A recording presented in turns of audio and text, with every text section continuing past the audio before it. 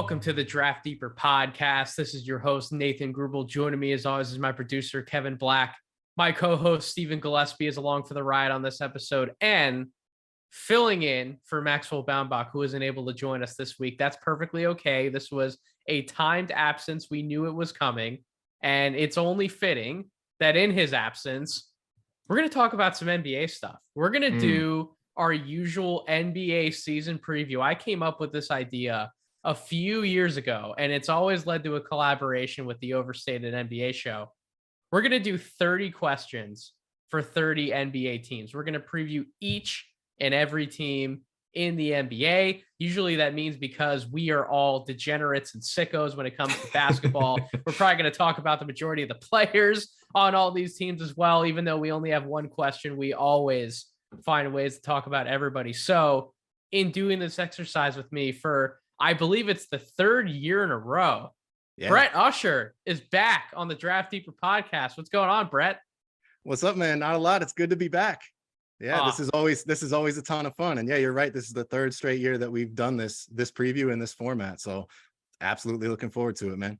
Third year that we've done this, Brett. I believe you've had a different third co-pilot each and every time we've done it. I believe the first episode was with Cole. We got Jacob on last year, and now Steven's in here to get some questions in for the NBA season. But there really is. There are very few people I would rather talk about NBA hoops with than Brett. And Brett always gets rave reviews when he comes on the Draft Deeper podcast. This man lives, breathes basketball. If you're not following him on Twitter, is your handle still at what is your handle these days? Is it I Usher actually NBA? changed it. Yeah, it's just Usher NBA now. USHER NBA.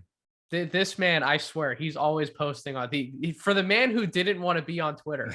Now he's on Twitter and he absolutely loves it. I see this man posting nonstop, giving his thoughts, his insights during games. He's posting clips. He's giving you the whole nine. So if you love NBA content, please follow Brett on Twitter at Usher NBA. Subscribe to the Overstated NBA show wherever you get your podcast. Him and Steve have been queuing up some divisional previews as well. So this is probably going to tie in perfectly with some of the stuff that Brett and Steve have been talking about on that podcast feed. So if you like what we're talking about here, make sure you're subscribed over there and join the Facebook group too while you're at it. I still love everybody in the Facebook group. So that being said, let's hop into this. So 30 questions for 30 NBA teams. This is a two-part podcast. So you'll get 2 episodes this week as opposed to the normal 1 a week you've been getting recently. Split this into 2 episodes. Part 1 is going to be about the Eastern Conference. Part 2, we're going to run through all the Western Conference teams. So we each split up divisions and we came up with questions for each team in that division. So Brett wanted to do the Atlantic Division in the Eastern Conference. Steven took the Southeast Division, which means I was left with the Central Division, but that's fine with me. There's plenty of interesting teams in the Central Division. Steve, don't kill me if I say anything bad about your Bucks. I apologize in advance. I don't think I'm going to say anything too bad about the Bucks. Spoiler alert, I would probably pick the Bucks to come out of the East to go to the NBA. Wow. If I had to make a pick today, that's probably who I was picking. So I don't think I'm going to say anything bad, but we're going to start with the Atlantic Division because Brett is the guest of honor. I am not policing the order in which we're going through teams by division. So Brett and Steven and myself, we're free to ask the questions in each order that we want, but we will go division by division until we reach the end of this podcast. So Brett, I don't know where you're going to start, but kick it off, my man, the only way you know how, with a brilliant question. Who's first on the list? Man, well, when we determined which divisions we were going to do, it was quite a while ago. Like when we first decided we were going to do this podcast, you're just like, hey, what divisions do you want? And I think it was before everything happened with the Celtics. I'm pretty sure. I think a lot of me wanting to do the Atlantic Division was a lot of my optimism for the Celtics as being kind of a Celtics fan. But hey, they're still an awesome team. But yeah, a lot has happened, and I figure I should probably start with them. This was one, like, I could have come up with 10, 15, however many questions you want for this one, because there's a lot. But I think one of the big ones for me that I'll go with is just what's their opening night starting 5? What should it be / what do you think it will be? Because I think there's a couple of different directions they can go. I know that multiple times this preseason they've gone with Smart and Derek White in the backcourt, Yep. and then Jalen and then Tatum at the 4 and Horford at the 5.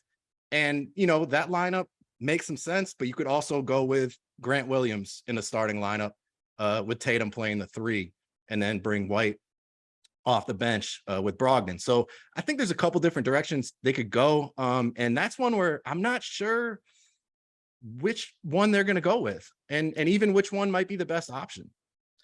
So this is really it's a question because of Robert Williams being out to start the year. Otherwise, we would see the Rob, Will, Horford, Tatum, Brown, and Smart lineup. But because he's out, you kind of have to gauge where they're at as a team, right? Do they want to try and play quote unquote bigger? Do they want to keep embracing more of a smaller lineup? Now, Derek White was the team's de facto sixth man last year. Now Malcolm Brogdon comes in to fill that role. And is he going to fit perfectly with that team? I think everybody was given a round of applause for Brad Stevens when he was able to pull that deal off to bring in Malcolm Brogdon. I would agree with the starting 5 that you gave, Brett, with White sliding in. Although I'm curious to get your take on what Grant Williams has done this preseason. Really, so it goes back to he really stepped out of the box a few games during the postseason last year. And he announced himself like, all right, there is much more to my game than just hitting spot up threes and being a little switchable defensively. He was doing some stuff off the dribble offensively with them. He was involved in multiple different actions. He wasn't just a spot up guy. And when we talk about starting lineups, usually it's not just about who's going to be able to potentially give you the best offense, who's your tertiary creator. It's usually about, let's get our 2 best guys in the starting lineup. Let's get a guard along with them that knows what they're doing. And then those other 2 spots, let's really focus in on what we can bring defensively. And Derek White's a good defender at the guard spot. I just wonder, with what Grant Williams showed that he's capable of offensively, certainly last year in the postseason, and then what he's been doing this year in the preseason, I wonder if his size and physicality wouldn't give them a different dimension if they went with him in the starting lineup. So I know you kind of listed off that starting 5 with Derek White, Brett, but how would you feel if they did go with Grant Williams in there? I would not be opposed to it at all. I mean, Grant's one of my favorite players. Like he was awesome, obviously, in the playoffs, especially against Milwaukee. They're going to be a little bit more stout defensively. It's going to take some pressure off Tatum. Like that would be one concern I would have with starting Tatum at the 4 is like, do you want him playing that many power forward minutes early in the season? Like we know it's something that he can do and do well. And then the other concern with the Tatum at 4 thing for me is he played quite a bit of it last season, both in the regular season and the postseason. But the majority of those lineups, especially the ones that had a lot of success, were with Rob Williams at the center. If you look at the Tatum at 4 and Al Horford at the 5 lineups, you don't see as much success. I think they actually had like a negative differential in both the regular season and in the playoffs. And it's a relatively small sample. I think it was like 500 something possessions in the regular season, but they actually were like a -2 or something, which is pretty crazy when you look at the Celtics differential as a team, which was the best in the NBA. So, maybe I like the idea of Tatum as a 4. I mean, I think he can exploit a lot of mismatches there, but I think I like him better next to Rob than Al. And so, with Rob out, I'm not sure. I would probably lean more toward playing Grant at the 4 and bringing Derek White off the bench, to start the season. Like, I think you're going to close with Tatum at the 4. But as far as the starting 5, I see the argument for both ways, but I probably lean with Grant Williams at the 4 and Tatum at the 3. I'm kind of in that camp as well. I would rather, I would rather the Celtics assert themselves physically and certainly have that level of intensity in their starting lineup from just a size perspective. Although I will say, Steven, to get your thoughts on this question, if you would go with Derek White or Grant Williams in the starting lineup, their opening game is against the Philadelphia 76ers. So maybe that's why they're trying to trot out a lineup like this, because if you have Tatum at the 4, if we're matching up defensively by position, that means he's going to be on PJ Tucker defensively, which, if PJ Tucker is going to be one of those guys who's just spotting up from the corner for Philadelphia to just provide spacing for everybody else, maybe that takes a little bit of a load off Jason Tatum defensively so that he can have more of that energy in reserve, on the offensive side of the floor. But that matchup notwithstanding, what are your feelings about either of those guys in the starting lineup? Yeah, I'm more of a fan of Grant being in that starting rotation, and I understand the intrigue and the thought process by having Brogdon come off of the bench, but I want to see him in the starting rotation because I think if you have a starting rotation of Brogdon, Brown, Tatum, Williams, and Al, you have five your most high IQ guys on both sides of the ball on the floor at all times. You trust all of those guys as playmakers. You trust all of them defensively, and it's probably I won't say it's your most switchable defensive lineup because obviously White and Smart have have Brogdon beat there, but he's still a really good defender positionally. I just think that the acquisition too of Blake Griffin makes it to where you can start both of these guys, Grant Williams and Al Horford together, and then you have a guy like Blake coming in off the bench, and you can probably play Blake next to either one of those guys in the front court too, right? So that brings you a playmaker off the bench, a lob threat, a post playmaker off of the bench to kind of help complement both of those other post guys. I just like the IQ aspect on both ends of the floor and the size and switchability that it gives you on a rotation by rotation basis. I don't think that there's a lineup that they can go against when they sport those five that they won't be able to match up ideally with. Steven laid out a really interesting closing lineup that could be utilized with Brogdon on the floor, along with some of those more potent offensive threats. Brett, if you were to put together a closing lineup for the Celtics, right? Your five best guys, everybody's healthy. What would that lineup look like for you? The Brogdon thing's interesting. Like certainly as far as the starting lineup, I've just kind of assumed, it's gonna be Marcus. But if you look at a closing lineup, something where you're really looking to get some offense, Brogdon would be pretty tempting to put in there. I think for sure I'd have Horford, Tatum at the 4, Brown, and then probably, maybe Smart, Brogdon. I like that. Brogdon, I'll tell you, like they haven't had a natural playmaker, I guess I'll describe him as, like Brogdon in a very long time. Like, nope. As someone who watches a lot of Celtics, as soon as I saw him get on the court in the preseason, I'm like, oh, this is different. This is a different look. We haven't seen this. The way he was just spraying the ball all over the court, like finding people. I think he had like 6 or 7 assists in the first half of his first preseason game. And it was like, oh, okay. Like this is a new element. Like probably since Rondo, they haven't had a guy that's like that, type of playmaker. I mean, Tatum's a playmaker in his own way, but as far as like a distributor. So yeah, I think as long as he can stay healthy, he's going to be a huge factor. I like him, I like him off the bench. I think he could potentially contend for 6th man of the year, if he stays healthy. And I do like him in a closing lineup. I think I'd probably have to have him in there just because he's such a good offensive player. I do love that combination of Smart and Brogdon, and then you have Brown, Tatum, and Horford. It's a good combination of small ball, but also certainly plenty of defense because Smart and Brogdon are both big in the backcourt, and then Brown and Tatum are both bigger wings, with Horford still being able to man the 5. That is a switchable lineup. That's a versatile lineup. I love the things that they could do on both sides of the ball with that closing unit.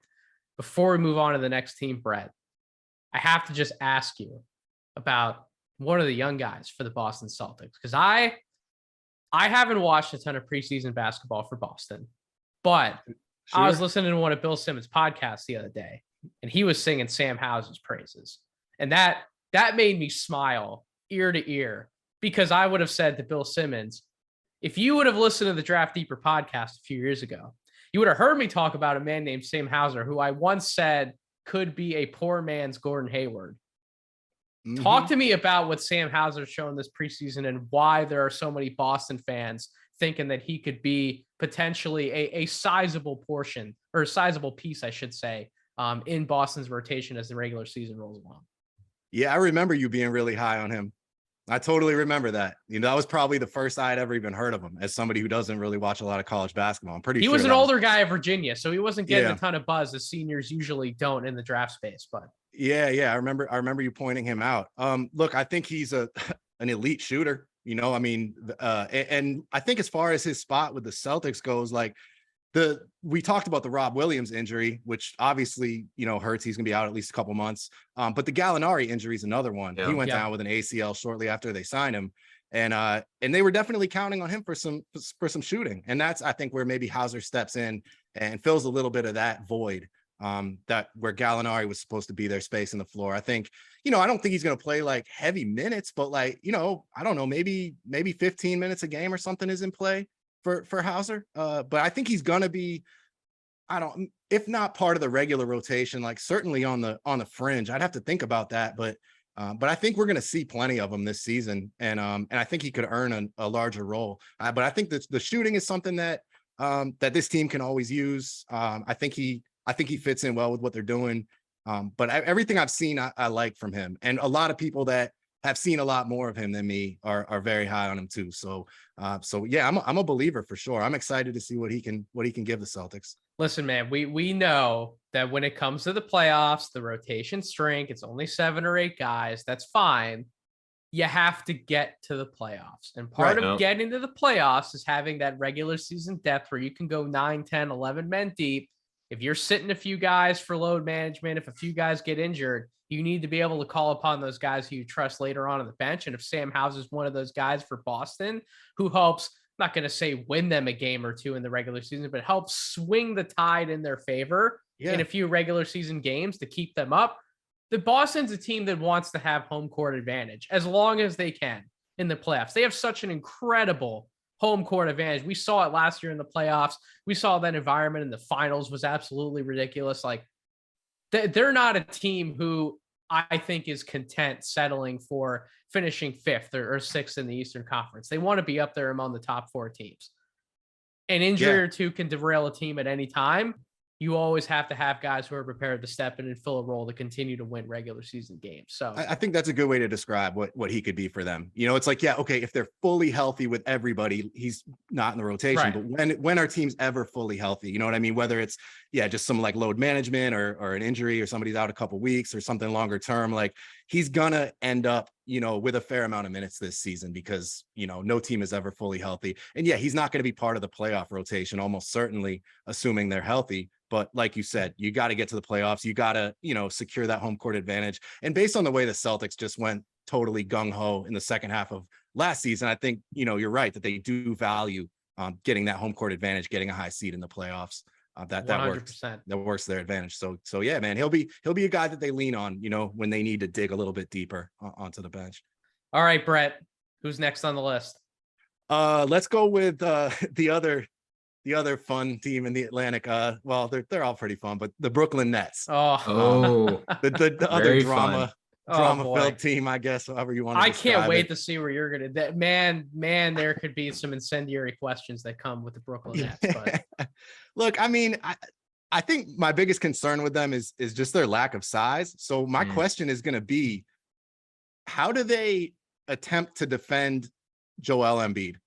Because like, look, if you're trying to make a run of the finals, in all likelihood, that road is going to go through Philadelphia. And if not Philadelphia, it's Milwaukee with Giannis, or maybe Cleveland with their big guys. Like you have to be able to defend these big guys to do well in the East. And I think Embiid is kind of the most, prominent, obvious example because like, so I like a lot of things about the Nets, but it's like, are we talking about Nick Claxton at center or Ben Simmons at center, or like, is Day'Ron Sharpe going to make some big jump, or are they going to try to bring somebody in? But like, who would that be? So it's like, because like at the end of the day, like they can have, one of the best offenses in the league, all this stuff, a good record. But when it comes down to it, man, and you're in the playoffs and you're going up against Joel, what do you do if you're the Nets? How do you approach that? Can you take advantage of your speed and quickness and switchability with guys like Claxton and Simmons and hope that sort of outweighs Embiid dominating you on the other end? I don't know. I feel like he's going to run through those guys. And I think that's kind of their biggest question as far as like on-court stuff, at least. So Brett, I think you and I are two of the very last people on the Andre Drummond Island at this point. But like, I think they're going to miss him a little bit just for that very reason. He's a big dude, man. Just say what you want about him. He's a big dude. Just hitting threes for Chicago too. What was he? 3 of 3 from three the other night? Oh my goodness. I swear to God, I was watching that game and I said, who is that guy? Like I knew they signed Drummond, but I just like, I turned it on right as he was shooting one. And I was like, who is that? And I was like, oh my God, it's Drummond.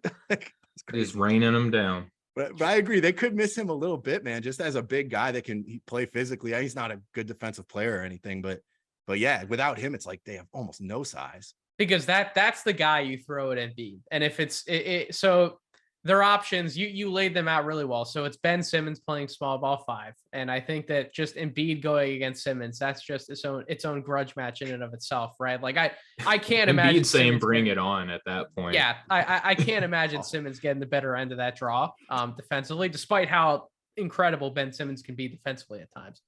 Nick Claxton, he is not the biggest of bodies you can throw at Joel Embiid. Now, Nick Claxton is one of the best defensive weapons any team can have in the NBA when we're playing a switchable scheme, when you're not going against one of those bigger guys like an Embiid or a Jokic or a Giannis. Everybody else, give me Nick Claxton over a good number of big men you could throw out in the NBA. The last name you brought up is interesting. Day'Ron Sharpe.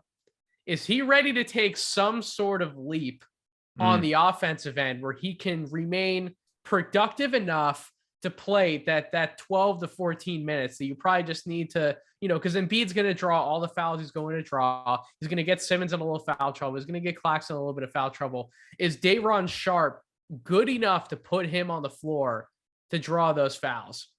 Because I guess the last name would technically be Markieff Morris. I'm not quite sure Markieff Morris is like the small ball big that you necessarily want to have in there either. But to your point, Brett, I mean, both Embiid and Giannis, that's who the East is running through outside of Boston, right? So it's Boston as the collective, and then it's Embiid and it's Giannis, and it's pretty much everybody else. So you have to be able to at least stop the bleeding with one of those guys. I don't know what the answer is. I guess they would try Claxton first. You'll see how that goes. Then you're probably going to swap over to Simmons. You'll see how that goes. Then it's between Sharpe and Morris. And if Sharpe looks good enough, he'd be the big bite I would want to lean on. But that's quite the conundrum, and it could put the Nets in a bind if they have to face the 76ers in another playoff series. What do you think, Steven? Yeah, so I mean, Nate, you did a great job of running through him. I liked Day'Ron Sharpe in the draft process. I had him as a first-round pick. We know young bigs take time, though, right? Especially in the NBA, it's a tough transition. And I'm sure there's a lot of teams that we could ask this question to. First off, like, who do you have to defend Joel Embiid? Nate, you did a good job of looking at their current roster, but it's the Brooklyn Nets. If things aren't working out, like, let's look at some of the names on free agency. If you want to keep the crazy train rolling a little bit, Dwight Howard might be a name that you look to sign. He's a big name. We know that Brooklyn hasn't been shy about signing dudes with some cachet. Hassan Whiteside is available. I don't know if there's any bigs that are potential buyout candidates that you might look for. And then just if you want to match Brooklyn, I think that's a bad approach. Maybe you want to throw something at them. That's how are they going to answer you? Maybe that's putting Kevin Durant out there as your 5 that Joel Embiid has to play against. And maybe you put him in foul trouble like that, because I mean, you have enough guards and you have a couple of forwards on this team that you can put out there that will require other people to guard them, especially if TJ Warren is healthy, right? So you might try to counteract. You might try to be weird, don't match them body for body. Put them in an awkward position to where Joel Embiid has to guard Kevin Durant, especially in the regular season. What do you got to lose, right? So that might be my approach, is try to give them something that they have to solve. Brett, does Kevin Durant have the body at this point to kind of match up in that way with Embiid? Is that kind of like a break the glass as a last resort kind of move? I mean, it's like, I like the idea of him at the 5, on the other end for sure. I think we'll see a lot of that this year. I really do. I think we'll see a fair amount of KD at the 5, but like, yeah. Saw it last year. Right. Yeah. Oh yeah, for sure. But defensively, man, like, it's just, you'd have to have like a Morris, or like, you just have to have another body. Like when you're going against a guy like Embiid or Giannis, like, you just, KD's an awesome help defender. I just don't think you want him, obviously, like, matching up against one of those giant guys. Like, so I like the idea though of putting him out there, and maybe like the advantage that presents on offense, outweighs almost like whoever's guarding Embiid getting killed on the other end. Because Embiid can't play the whole game. He's like a 30 minute guy. He could get in foul trouble. Like you're gonna have opportunities against that team, but just like when he's out there, that is true because the Sixers, I mean, they're gonna want to play a lot of small ball too, right? Like that's why they brought PJ Tucker in, and Exactly. we saw that the last night. They did not start Paul Reed, they didn't start Charles Bassey. They went with PJ Tucker as the starting center, so they will do plenty of that. That's a good point, Brett. I like the Whiteside idea though. He was kind of the guy I was thinking too, where just like, just to have that option to go big against him, just to be able to maybe try a couple different things, in a playoff series. Like, I don't think, in the regular season, I wouldn't be as worried about it, but in the playoffs, just to have a guy as big as Whiteside that, is a pretty good interior defender, good rim protector, all that. I mean, he's pretty established in that regard. He was a good backup for Utah behind Rudy Gobert. One of the best in the league. He really was that year. So yeah, I mean, I would look to sign somebody like that. And then, at least you have the option to try to match some physicality when you have to. Embiid versus Whiteside round. I don't even know what we'd be on at this point. Just you don't got to tell me twice. Sign me he'll get up for it though. Whiteside will get up for it. All right. Fair enough. So Brett, next up on the list, buddy, who we got? Let's go with the Toronto Raptors. One of the most interesting teams in the entire NBA. Brad, I love that you commented on my tweet the other day. Your tweet kind of inspired my question. Like I'm going to take it a step further in what I'm going to ask. Oh boy. Could this team win the East? Like regular season. Now, okay, couple things. They won 48 games last season. Yep. Okay. Miami won the East last year with 53 wins. Okay, so maybe this year, you might need 55 to win the East. Okay, so it's not a huge jump in that regard. You look at the jumps that some of their players could make. Scotty Barnes, you got to expect he's going to be better, right? You got to expect that Gary Trent probably takes a little jump. Van Vliet and Siakam are not old by any stretch of the imagination. It looks like Precious Achiuwa is primed for Handles. a major jump. Yeah, his handle looks sick, and his 3-point shots. Like, who is this guy? Like, but that's that was the appeal. I remember when he was being drafted, was just like this, so much potential for this. Never left my lottery, my friend, for that reason. So much potential. Good call. That's a good call, man. Yeah. But anyway, so it's like you have this team that won 48 games. It's hard to say they didn't get better when you look at all those jumps that these guys could take. Like at the very least, I think you're going to see big ones from Scotty and Precious. OG Anunoby only just turned 25. He could still get better. And then you look at, speaking of OG, their health. Like OG, Siakam, and Van Vliet missed a combined 65 games last season. Like you have to think, at least hope that those guys are going to be healthier. And then they got a little bit deeper. They brought in Thad Young last season. I think he's really going to help them. And then they also signed Otto Porter and Juancho Hernan-Gomez this offseason. So they got deeper. You have to think they'll be a little healthier, and their young guys are going to make jumps, and they won 48 games last season. So it's like, is there a world in which this Raptors team wins 55 games and finishes with the 1 seed in the East? And they still have Nick Nurse, one of the better coaches in the NBA. Yeah, absolutely. Yep. No question. One of the best coaches. So there's a lot to like with this team. And like, I just, like you kind of talked about in your tweet, like, I don't think they're getting the hype that they deserve, honestly. Steven, my question for you, piggybacking off of Brett's point, would be, do the Raptors have a full starting lineup of top 75 guys in the NBA? Because like, if you look at it from that perspective, like Pascal Siakam to me is a top 25 player, right? Like, is that really up for debate? Easily top 35. I mean, like you might be able to argue him down in some circles, but I mean, even just to squelch the argument, like if there's a fantasy draft, he's getting drafted in the first round. He's a top 30 guy. And I think Scotty Barnes and Fred VanVleet are top 50 players in the NBA. And then the OG Anunoby is probably in that conversation for top 75. I think Gary Trent Jr. could get in that conversation at some point as well. So like there's the argument to be made that they have a starting lineup of 5 of the best 75 players in the NBA. That math doesn't equate out to every team in the NBA having 5 of the best 75 players in their starting lineup. We mentioned the leap that Precious Achiuwa could make. They still have Chris Boucher on the roster. I love the Otto Porter addition. Malachi Flynn's probably going to take a jump as one of the better backups in the NBA. Delano Banton can add Yeah. intriguing dimension to that team. You still He- have Ken Birch deeper for more size. Like Yeah. it's not One of the best third bigs in in the NBA. Like always the consistent third big.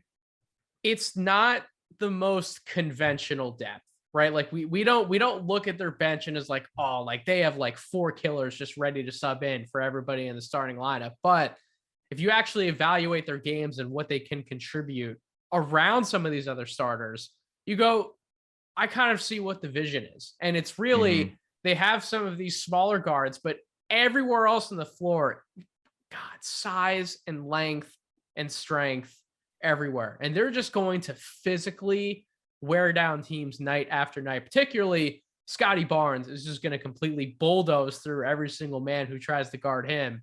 And then Pascal Siakam's going to give it the other wrinkle, which is I'm just faster than everybody else on the court. So I'm just going to blow by you. So on one side, we're going to bulldoze through you. On the other end, we're just going to outrun you. So I love a lot of what Toronto's been building, Brett. I'm with you.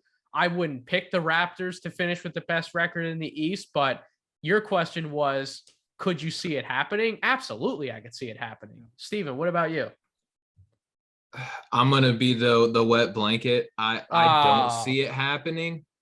Here's why. I agree with you, Brett, that if this team is healthy, they should be able to. But one thing that we always like forever ago when I hosted my own NBA podcast, I did a piece on Nick Nurse, and my case for him being coach of the year was because he coached the most injured team in the NBA. And some of the people are gone now, you know, Kawhi Leonard, Kyle Lowry, Marc Gasol, but a lot of the offenders, I guess, are still on this team. You know, Fred VanVleet, Pascal Siakam misses time. You know, Scotty Barnes looks like he's going to be a well put together dude. But this team kind of always has nagging injury problems. And the reason why we know so many names on their roster is because so many of these guys have the opportunity to be trotted out there due to injury. And also, their half-court offense is notoriously one of the worst in the NBA. And it's because they're constructed to be a gnarly defense. And because of their defense, they're going to force transition opportunities, right? So in order for this team, in my opinion, to be the top seed in the East, they would have to have like a de facto half-court threat. And they just have a bunch of half-court complementary dudes, and that's great. Like, that's why they're always as high as they are. In my opinion, like, someone would have to emerge. It's probably got to be Scotty to be like the half-court threat. And this team just doesn't have it. Like, VanVleet's a set-up, spot-up shooter. You know, Pascal Siakam's going to hurt you in the post if he has an opportunity. You know, Gary Trent Jr., another shooter. OG Anunoby, another shooter. Like they just need like an isolationist on this team that they don't have. They're going to be a playoff team easily. I just don't see them as number one. You know, Brett, what Steven just said, I've heard that times before too, that they just don't have the workings or they haven't been a good half-court offense. No, not by any means. No. I really think that's primed to change though with Scotty Barnes' emergence heading into year 2. He can be the key to really unlock all of that because it's not just his ball handling, how he's bringing the ball up the floor and he's initiating some of the offense. It's all of the different actions that you can involve him in. He can be a playmaker out of the short roll. He can be a guy who's cutting and then you're bringing him off in action and then he's catching the ball for DHO and then he's getting downhill. He's running some weird stuff with Pascal Siakam. There are many different ways that he can be involved to unmuck up a lot of the Raptors half-court offense. And really, to Steven's point, they just need that guy who's able to set a whole bunch of other dudes up. That's all they need because they have all the shooters around them. People forget Pascal Siakam is more than a capable three-point shooter. We know OG, Gary Trent, Fred VanVleet, they are all three-point snipers. Like, they just need that one guy to make everybody else around them better. And that's Scotty's mentality to a T. He's not looking to score every single possession. So if Scotty does take that leap, do you think that we're going to stop saying some of the things that we have been about Toronto's half-court offense? Yeah, I do think he would be the key to unlocking it, you know, because it has been rough. Like, I was looking at it recently. I think they were the 4th or 5th worst team in the whole league last year in terms of half-court offensive rating. They had I think a 91 offensive rating in the half-court, something like that. It was very much on the lower end.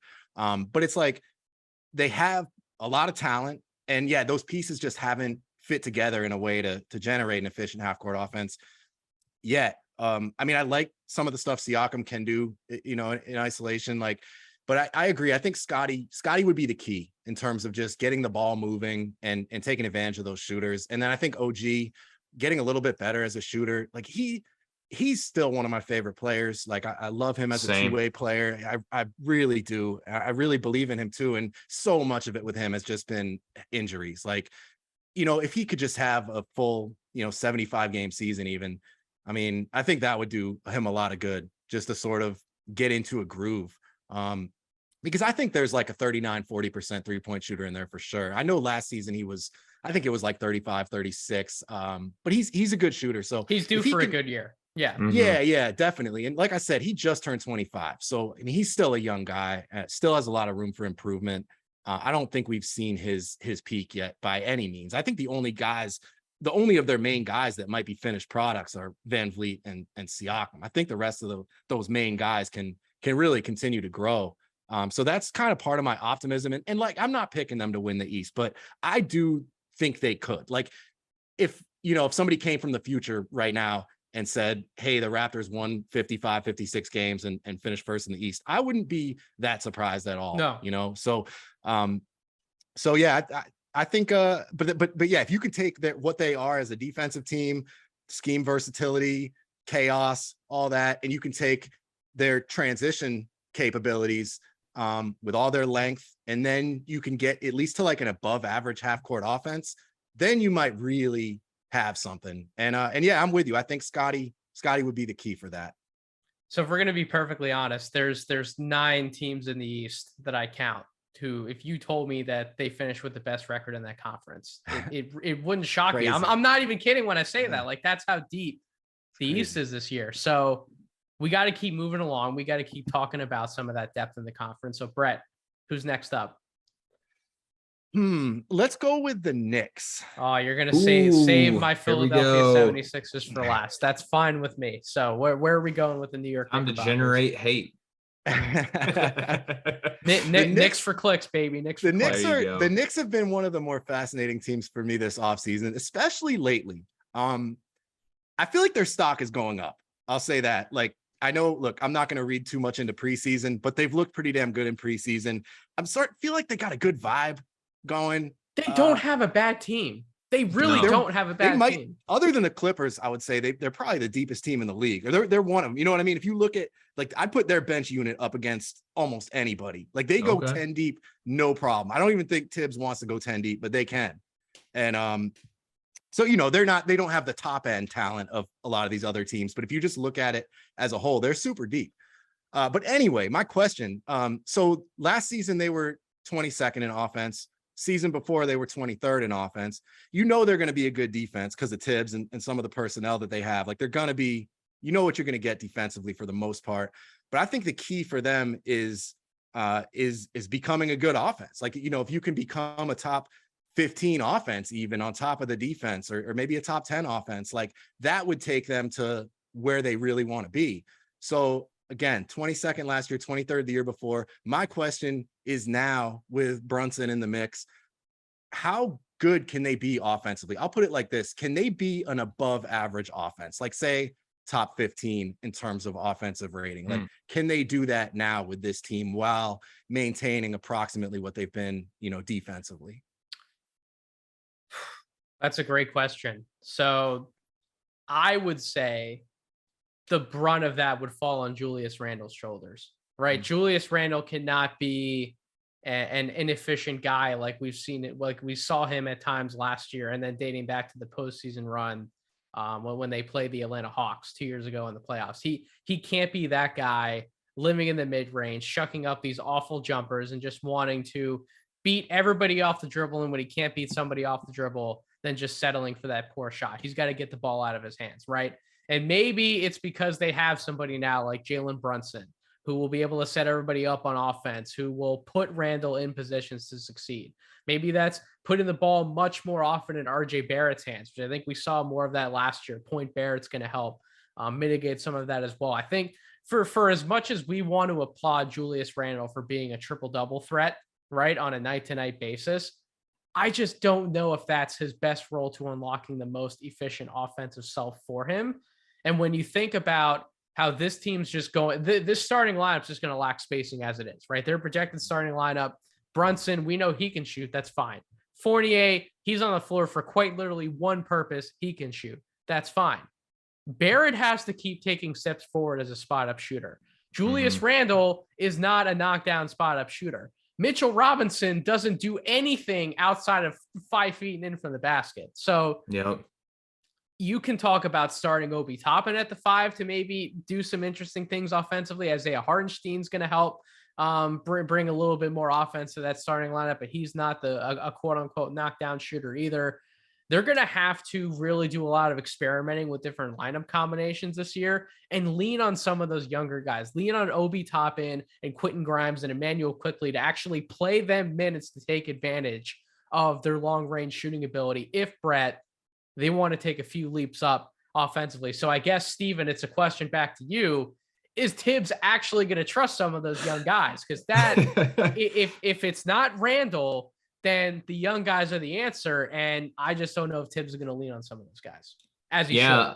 I think my answer to Brett was going to be, could they? Sure. Are they going to be? I don't think that Tibbs is the conventional offensive mind that would be able to allow that to happen, because he's not going to play a contemporary lineup. You know, if they could run Brunson, Grimes, RJ, Toppin, and Randle, I think that's an offense that you could support being out there and give you that top 15 level offense, because Grimes and Barrett can play defense.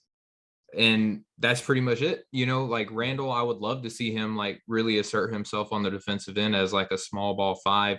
And then Toppin, we've seen a couple of highlights of him playing passing lanes and blocking shots. So I'm sure that if you put him on the floor in meaningful minutes, he'll be very appreciative of that and probably give you maximum effort, right? So it would be interesting to see them be able to run like a fun lineup like that, where you can even get some playmaking out of an RJ Barrett and run some fun cuts with your wings that you have in a spot up, you know, a guy who can hit some spot up shots in Brunson as well. So I would love to see it. I would love the Knicks to have a top 15 offense, because I think they have the personnel that can do it. It's just how much of that defense is Tibbs willing to relinquish to make that happen? I think that's the question. Brett, what's your answer to your own question? How can they get there? Yeah, I mean, I do think they have the talent, like Steven said. Like, if you just look at these guys, like, it's like Jalen Brunson, really good offensive player. RJ Barrett, really good offensive player. Julius Randle, really good offensive player. Obi Toppin, awesome cutter, awesome in transition, showing to be an improved shooter. Fournier, shooter. Grimes, shooter. So, like, Quickley, shooter, awesome offensive player. Derrick Rose, like, Hartenstein, one of the best passing big men in the league, starting to show flashes as a 3-point shooter himself. So it's like, you got, like, they're almost all good offensive players, but then, like, collectively they just the fit don't project. And I'm glad I think you guys both nailed it in bringing up the lineups. Like, if I hadn't brought up the lineup question with the Celtics, the Knicks was going to be the one I was asking about. What's their starting lineup? What's their closing lineup? Because there's so many questions. And yeah, it's like, is Tibbs going to be willing to mix it up? Like, I mean, I think Grimes should be in that starting 5. Oh, like, without a doubt, he should. I think Obi, and I know it's not going to happen, but like, I think Obi makes a lot more sense next to Brunson and Barrett than Randle does. Because like Randle, Brunson, and Barrett, in a sense, like if you squint, are almost like different versions of the same player. Not just that they're all lefties, but like, I think you would need a guy next to Brunson and Barrett like Obi that doesn't need to have the ball in his hands, doesn't need to have plays run for him, kind of like an opportunistic player, an unselfish player, like somebody like that. Like, he's actually like the perfect guy to put next to those guards, and they have him, but it's going to be Julius Randle. So I think if they had a different coach and maybe these players were on different contracts or something, like they could definitely put together the lineups to be one of the better offenses in the league. But as it stands, it sounds like that starting 5 is pretty locked in. And I just think their bench unit's going to continue to kill people. Like, they're going to have one of the best bench units in the league, like they always do. When you look at their lineups, their bench units always have by far the best net rating, everything. And that's a real strength for them. But it's just like, how much are those guys going to play? Because at what point, like, you drafted Obi as like an older rookie that was, supposed to be like one of the most NBA ready guys in the class. You don't play him. Yeah. The number 8, 9 pick overall, doesn't barely play his rookie year, plays like 16, 17 minutes a game his second year. Now he's like almost 25. And it's like, when are you going to like play this guy? Like, what was the thought process there? So it's just like, I like a lot of what they have, but there's also just a lot of frustration. Like, and all Knicks fans all seem to be on the same page with this too. Like, play the young guys. Like, they love Quickly, they love Grimes, they love Obi. They don't love Fournier, they don't love Randall. Like, it's, I think this is going to be one of those things that the fans are just totally right about, but for whatever reason, it doesn't happen. At least not this season. So yeah, they're an interesting team though. Like, I don't know. I feel a lot better than I did about them like a couple weeks ago, even just from what I've seen in the preseason. I think the main issue with the lineup construction is that Obi Toppin's not that ideal defensive partner to have with Randall on that side of the floor, because Obi, at least to Mitchell Robinson's credit, like, you can play legitimate drop coverage with Mitchell Robinson and he's going to go out there. He's going to protect the rim.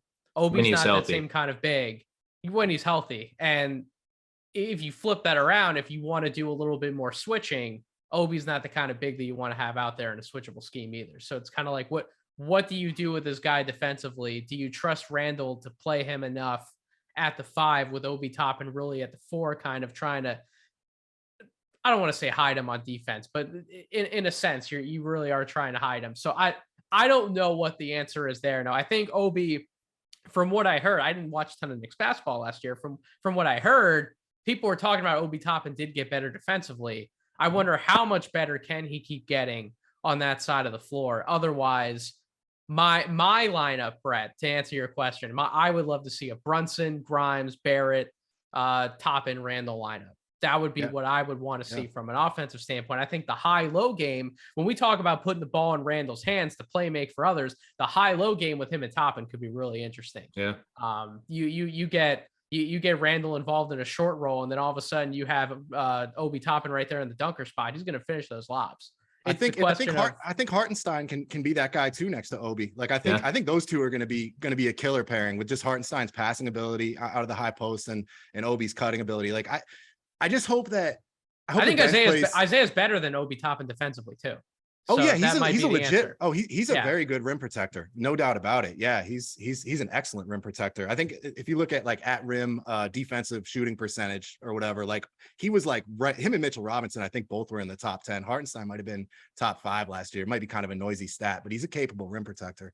So yeah, love their bench. Not so sure about what the rotation is going to look like, but yeah, they'll be a damn good team if they can figure it out offensively. They could be one of the top 4 teams in the East, or they could be one of the 4 worst teams in the Eastern Conference. I don't know which way it's going to go, but put them in the middle.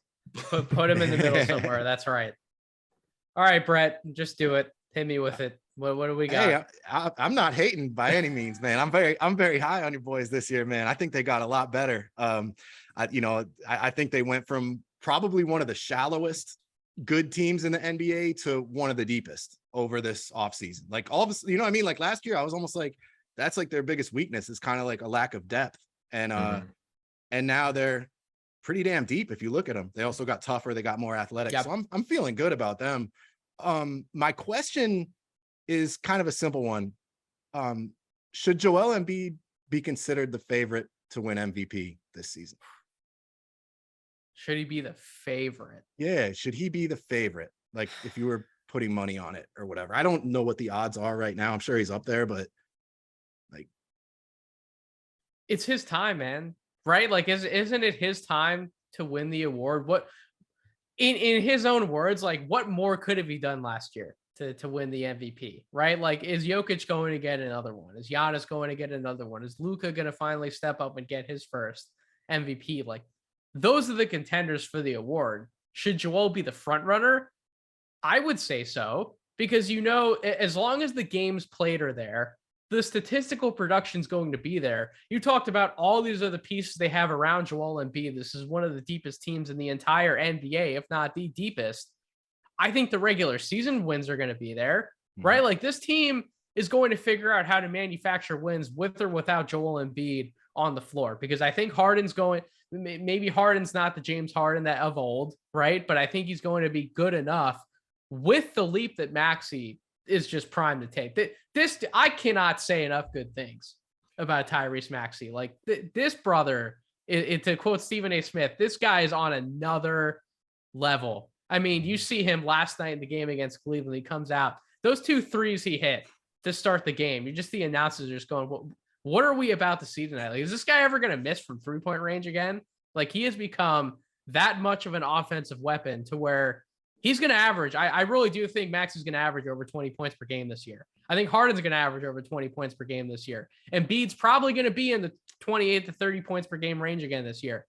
That's like 70 points with 3 guys right there. You still have Tobias Harris.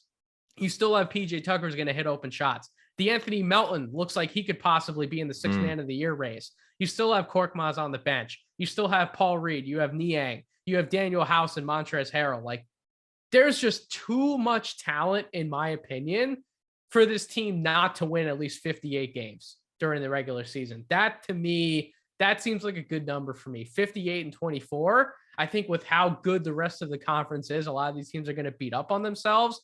I think that's probably the number it's going to take to win the. I don't think it's going to take 60 wins to win these. I think it's going to be about 58, 59.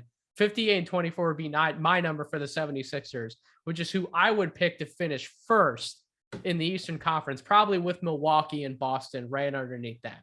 But if they finish first in the conference, Brett, how can you not give Embiid the award if the games and the production's there? So that's my answer. What do you think, Steven? I think it's possible. If it doesn't happen this year, I don't know if it ever will. I mean, but let's consider, though, that you just gave off, you mentioned Jokic earlier. You're going to have Kevin Durant in the same conference, in the same division, making noise. You're going to have Giannis, who has been a mainstay, and voters might be like, okay, like, we gave you a little break of not being able to win the award, even though you're the best player in the NBA, like, by far. So he's going to be in that mix. And another thing to consider with everything that you just said, Nathan, is that 70 points on a per night basis between those 3 is a lot, and it seems possible, but how likely is it, especially with Maxey rising up? And then you're talking about James Harden potentially being your 3rd best player.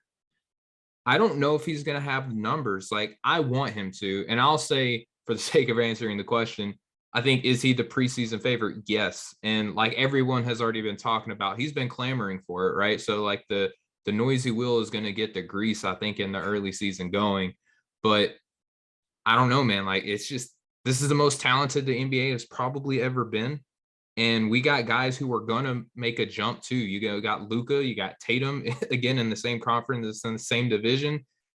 Ja Morant's going to be making noise. Anthony Edwards might be like a dark horse MVP candidate, depending on how good Minnesota looks. So I don't know. Like, I'll give him the preseason nod, but I would not bet money that he takes it, because he's also got the injury history as well. So it's a lot of things working against him, but I would like to see him at least walk away with one in his career based on how talented he's been up to this point.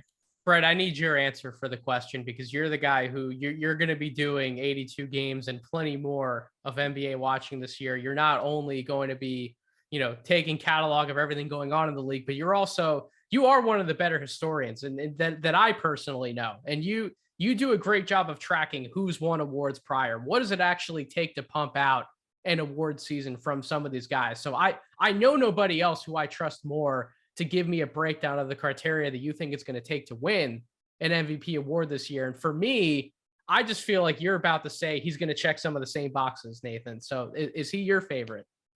Yeah, he'd be my pick if I had to pick one. Now, I don't think it's like a runaway, like clear, heavy favorite or anything like that. I mean, I think Luka is another guy that gets talked about a lot. If Dallas, finishes even like top 4 in the West, again, like then you've got a pretty strong case for Luka, because his numbers are going to be absolutely insane, and people can point to his supporting cast as maybe not being as strong as some of the other ones. A little bit of the Jokic argument, where it's like, hey, they're this good despite his supporting cast. Like, they were a six seed and he won it. It's the Jokic thing is interesting. Just for a little tangent, it's like, I mean, the consensus is kind of like, there's no way he's going to win a 3rd straight MVP, but it's like, he won it as a 6th seed. What if Denver, wins the West? Then how do you not give it to him, assuming his production is the same? Giannis is definitely due for another one. But like, I think Embiid is one of those guys, like, and there's been some great players who have never won an MVP, but I think Embiid is one of those guys, like, he's too good of a player to not finish his career with one. And I think you could make an argument that over the last 2 seasons, he's been the best player in the league on like a per game or like per minute basis. You know what I mean? Like when he's on the court, I think he's been as good as anybody, certainly last season. And there are durability concerns. That would probably be the thing that does him in if he only plays 48, 50 games. The games have to be there because Jokic is going to play like 70 plus games. Giannis is going to play Jokic, 68 plus games. Steph Curry, maybe. Yeah, right. Luka. There's so many. Like it's not, the league is crazy right now. It's not just like the talent depth. It's like the top end is crazy too. Like there's just an unbelievable amount of like genuine like superstar players. But one thing with Embiid is like last season I forget what his games total was, but I know it was like on the lower end for MVP, but most of the games that he missed were because of COVID.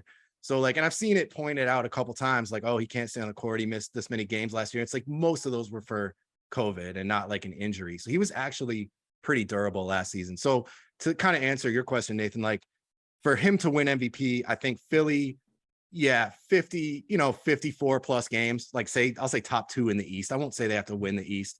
Well, I'll say this, if they win the East, and if he can average, 27 and 11, something like that, and play, 68 plus games, I think he wins it.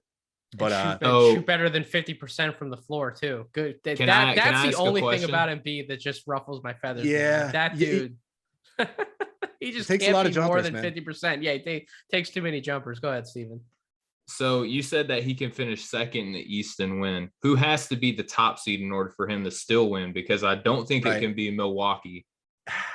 Yeah, that's a good point. That's where it gets. Yeah, so I'll play it a little safer and say he needs to win the East to win it. But like, I mean, I think Philly has as good a chance as anybody to win the East.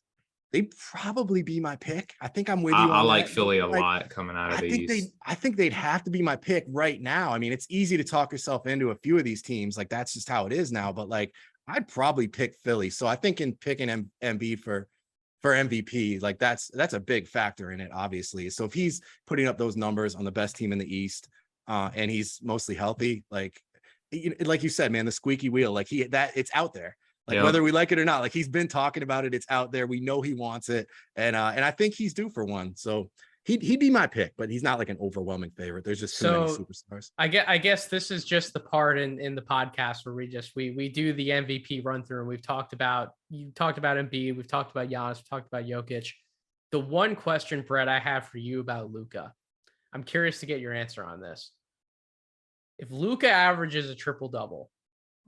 Have we gotten past the point where if the Dallas Mavericks are like a 6th or a 7th or an 8th seed, that he won't get the MVP award? Or are we still like, we're still going to be infatuated with the triple double? Like if the Mavs find themselves in the same position as Russell Westbrook was with the Thunder, they finish as the 6th seed. You think Luka is like, you got to give this guy the MVP award, or do you think he's got to finish top 4 or better in the West? If they finish with the triple double, if they finish 6th, above the play-in, which is a thing now, and that is a thing. It is like it pops up in so many conversations talking about standings. Like, wait, by playoffs, do you mean play-in or not? Okay, but if they finish above the play-in, we adhere to those rules. We top 6 are you finish in the playoff race. Yeah, it's definitely like there's a bigger like differentiation, I guess, between 6th and 7th now than there was before. Like just because of the play-in. But anyway, if they finish 6th, which the Nuggets did last season, I'm pretty sure, and he averages a triple double, he probably gets it. I think they want to give him one, and a lot of people like him. I mean, he's going to get votes.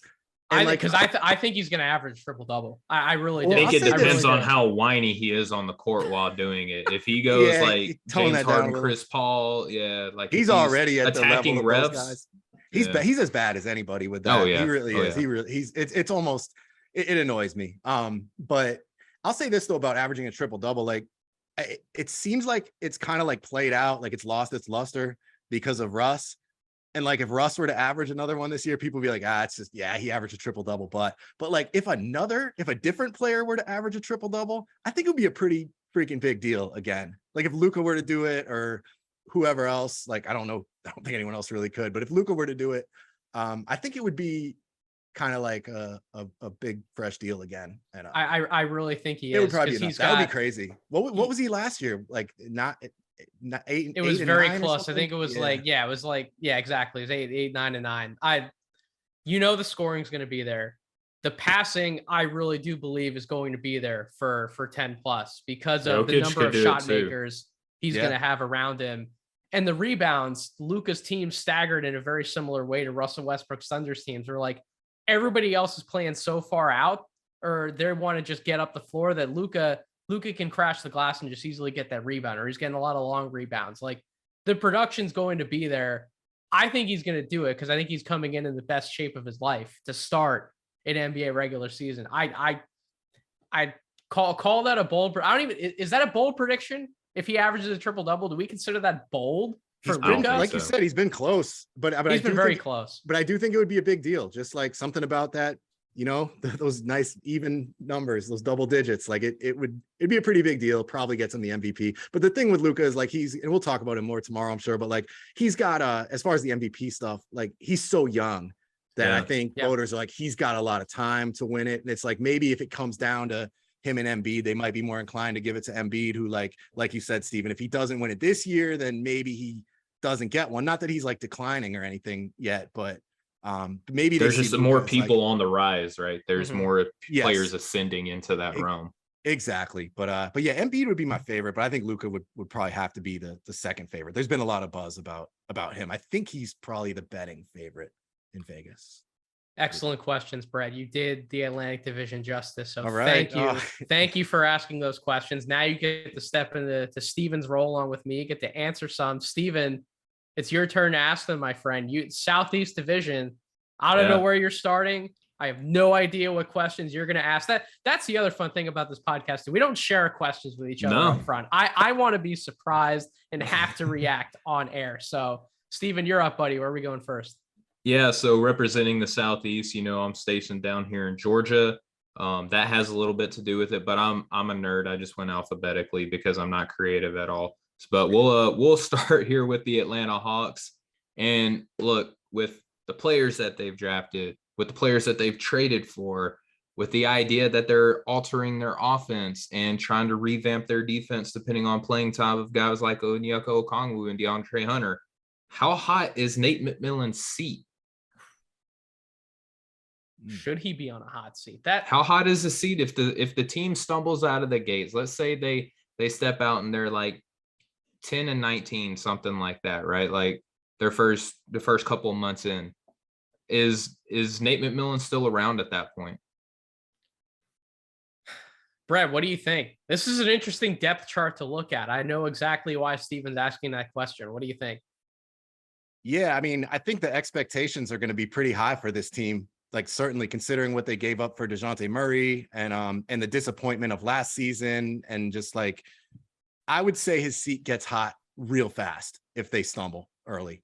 Like, I think the buzz comes out that it's like, yeah, that he could be on his way out. I think, yeah, I don't think there's a ton of leeway with him right now. Like, I think they must like him. I don't know. I've never been a big Nate McMillan fan at all. I lived in Portland when he was coaching there. I didn't like what he did in Indiana. Like, he just seemed like that guy that might get you to the first round, but just not a super creative coach. I don't know that he's like the best guy to have, to sort of optimize Trey and with some of the pieces they have. So yeah, I could see him getting canned if they start to stumble, maybe somewhere around the midpoint of the season. I would agree, because I think the talent that they have on this team is just too much, right? So your starting lineup: Trae Young, DeJounte Murray, DeAndre Hunter, John Collins, Clint Capella. Then your bench, your primary bench, who they're going to look to in the playoffs. Bogdan Bogdanović is still there. Onyeka Okongwu, I think, is primed to take a major leap forward for that team as their primary backup big. You have Aaron and Justin Holiday still there. And then some other young guys waiting in the wings. Jalen Johnson might get some run in the regular season at different points. Could we see a little bit of AJ Griffin in the second half of the regular season? Good shooting in preseason. Yeah, sure does. He looks good physically in the preseason. Like, he looks like he's actually slimmed down in terms of weight. Like, he looks slimmer. He looks ready to go, man. So they have not only quality depth, they not only have one of the best starting lineups in the entire NBA, then you have some really interesting young guys to tap into at different points of the regular season. Yeah, there's too much talent for this team to be bad. I'm sorry, there just is. Like when I said earlier, I could see any of 9 teams winning the Eastern Conference and having the best record in the regular season. Atlanta was obviously one of those teams, right? Mhm. Atlanta, Brad, where do you think that they're going to finish in the East? Like I would probably have them pretty comfortably inside my top 6 somewhere. Yeah. They could finish top 4 in the Eastern Conference.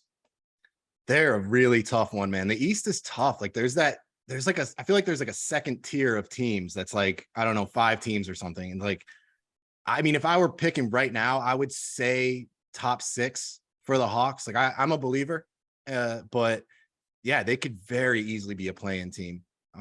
But yeah, I mean, but I don't think there's any question that the expectations are high, and there's a lot of disappointment from last season. And I just checked real quick because I was a little hesitant because I wasn't sure about Nate's contract, and so last summer they signed him to a 4-year contract. Yeah. Which, you know, that doesn't necessarily stop a team from firing a coach, but also it shows that they like him. And maybe that's changed a little bit between last season and say a slow start this season. That could be enough. Yeah. And then it's like, but then, yeah, you look at, well, what are the expectations? Like what would be considered like a major failure? Like if they're sub 500, you know, a couple games below 500 midway through the season, would that be enough to say, hey, we need a new guy? I think the C could be hot if they're not in the top 6. To be perfectly honest with you, because they bring in Murray, right?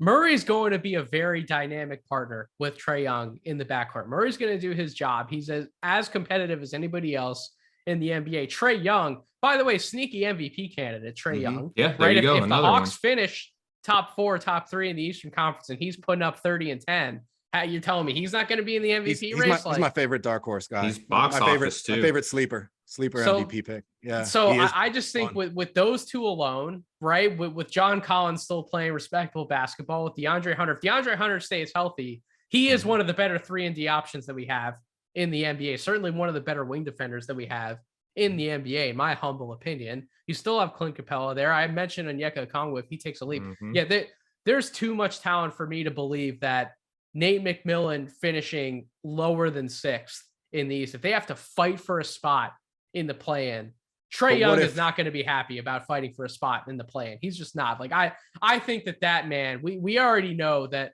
whether it's public enough or not, like behind the scenes, he was definitely clamoring for them to bring in some more talent for that Hawks team, and they did. They've done a remarkable job building up a veteran team around him. I cannot see him being happy in any way, shape, or form if they're in the play-in.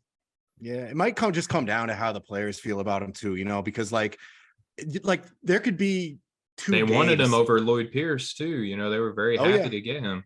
Yeah, for sure. And the first season was awesome. That's why he got that extension. But like, yeah, I don't know, man. My question, I guess, with them is like, do they have the depth? Like, I know you sort of listed it off, but like, I don't know that, like, they get pretty shallow, especially when you look at Bogdanovich's kind of injury concerns. Like if if he were to go down, like, I mean, they've got a pretty good big rotation with Onyeka and Capella and Collins, but like, yeah, are you looking at Jalen Johnson as your backup power forward? If Bogey goes down, it's like, then it's just Holiday, Trae, and Murray. I don't know. They lost a little bit of depth. That would be my concern with them. But like I was gonna say, like there could be 2 games separating the 6th seed from the 9th seed. So that's where it gets tough. It's like, damn, like, is it, I don't know, how disappointed can you be, if you've just finished 2 games back of what would have been considered like a total success. Like, and that kind of just speaks to the nature of how the East is, and the West is going to be too. It's going to be super competitive, and there could very well just be a couple games separating, one of the bottom 2 play-in teams to one of the, 2 teams above the play-in. So yeah, that's going to be interesting to see. And the Hawks will be somewhere in that mix, I think. If Jalen Toronto, Miami, Brooklyn, maybe the Knicks. Yeah. If Jalen Johnson is your 4th or 5th forward on the team, you can do much worse than that. That's all I'll say about that. But Brett, you do bring up a great point about the depth, though. You do bring up. I do like Jalen. He's developing. You figure their big man rotation, right? Their 4 or 5 spots. It's going to be Capella, Collins, and Okongwu. If one of those guys is out, all of a sudden you're left to play even smaller small ball lineups than you were originally anticipating. And then to your point about if Bogdanovich and Hunter both go down at the same time, and now you're kind of left playing like really super small. Like now you might have to put some minutes together during a game with a lineup of Trae Young, Aaron Holiday, and Justin Holiday and DeJounte Murray to be like a combination of those four to fill the void. Like there are ways where this could go off the rails because of injury.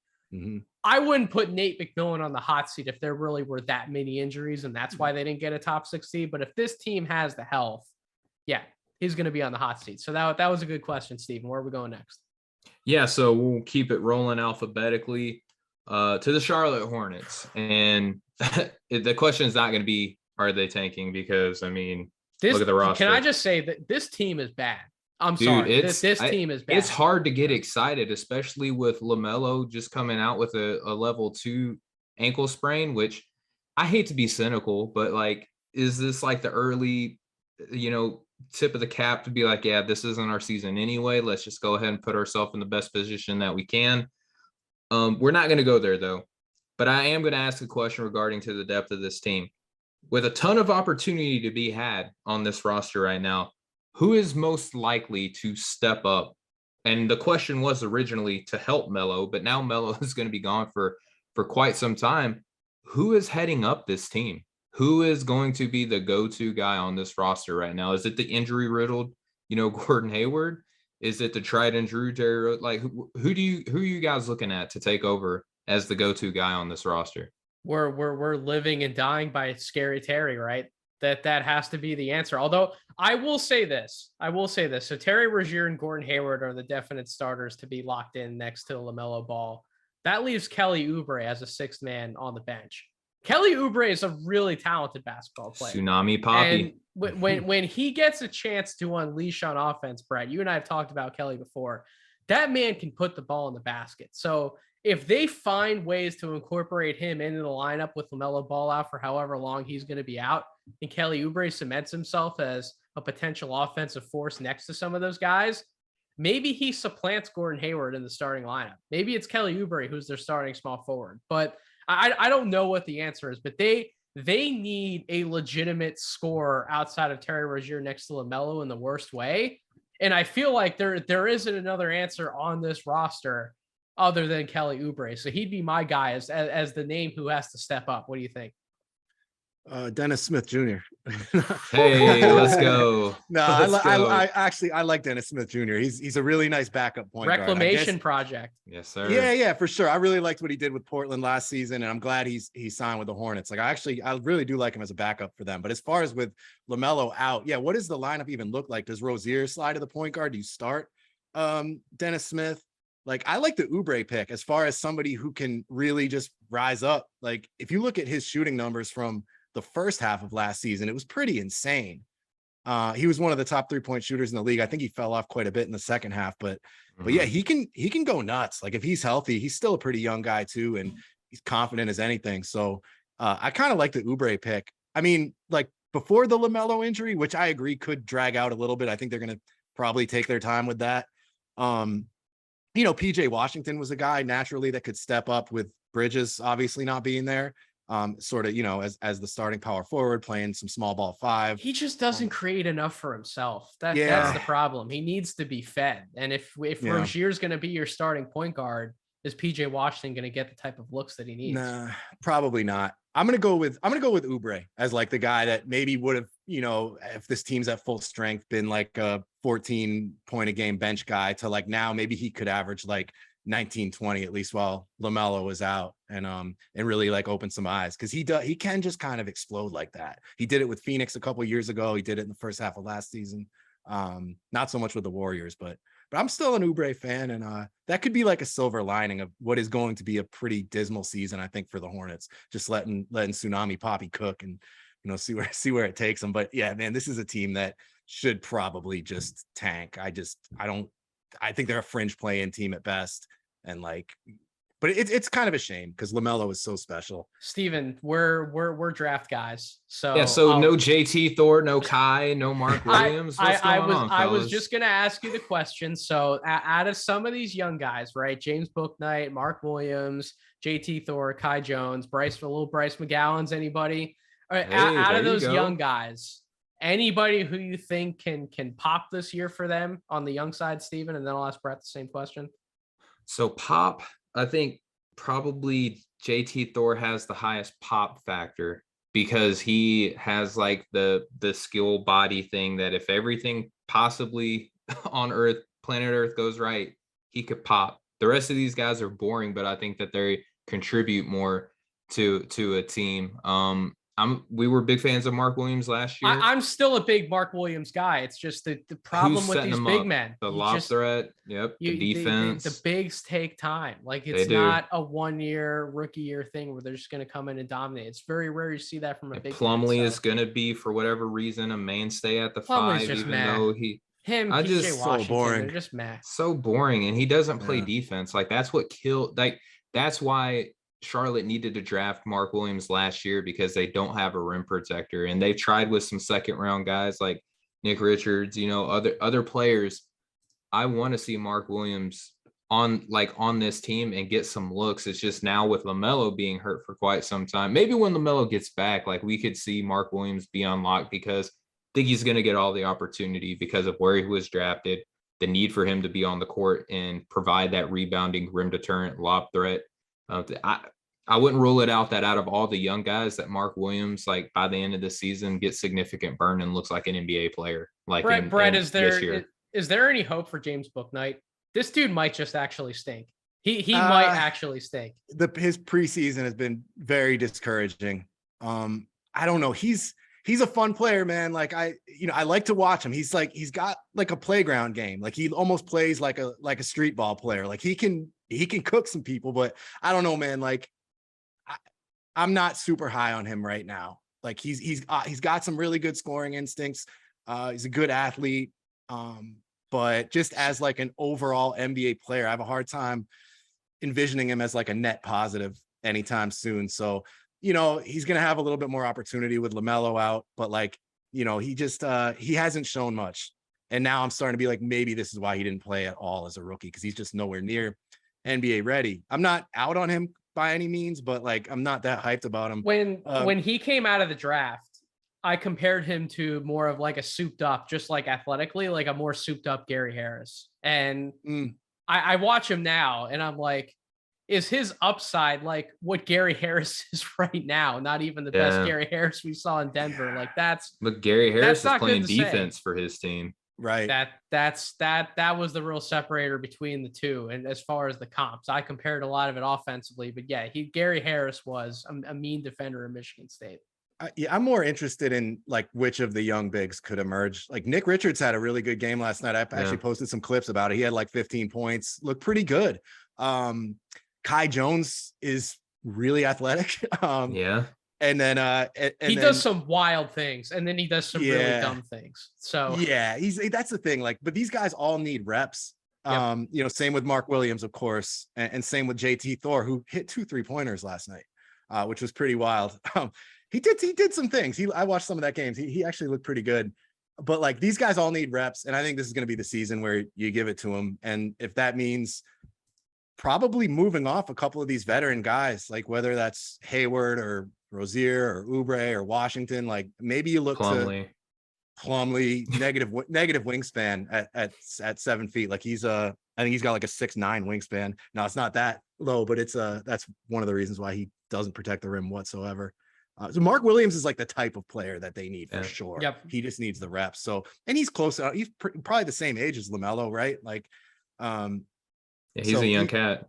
Yeah. So they're on the same timeline. Like, I think you just have to look to the future. And the question with them is like, is LaMelo okay with this? But also like, does he really have a choice? Like, as far as, is a tank season going to bum him out to the point where he requests a trade? That's what that would be the fear, I think, with him. But I think if you can have a tank season, get a high draft pick, bounce back, start to show some growth next season, I think he'd be fine with that. I think that's the path they should take. So it's going to be a wild year in Charlotte. They just, as soon as I saw them against Boston in the preseason, just like, man, this team is a mess. Like they're just they're gonna be rough. They are not good. They are not good. So Steven, you're on fire with the questions, man. 2 for 2. Who you got number 3?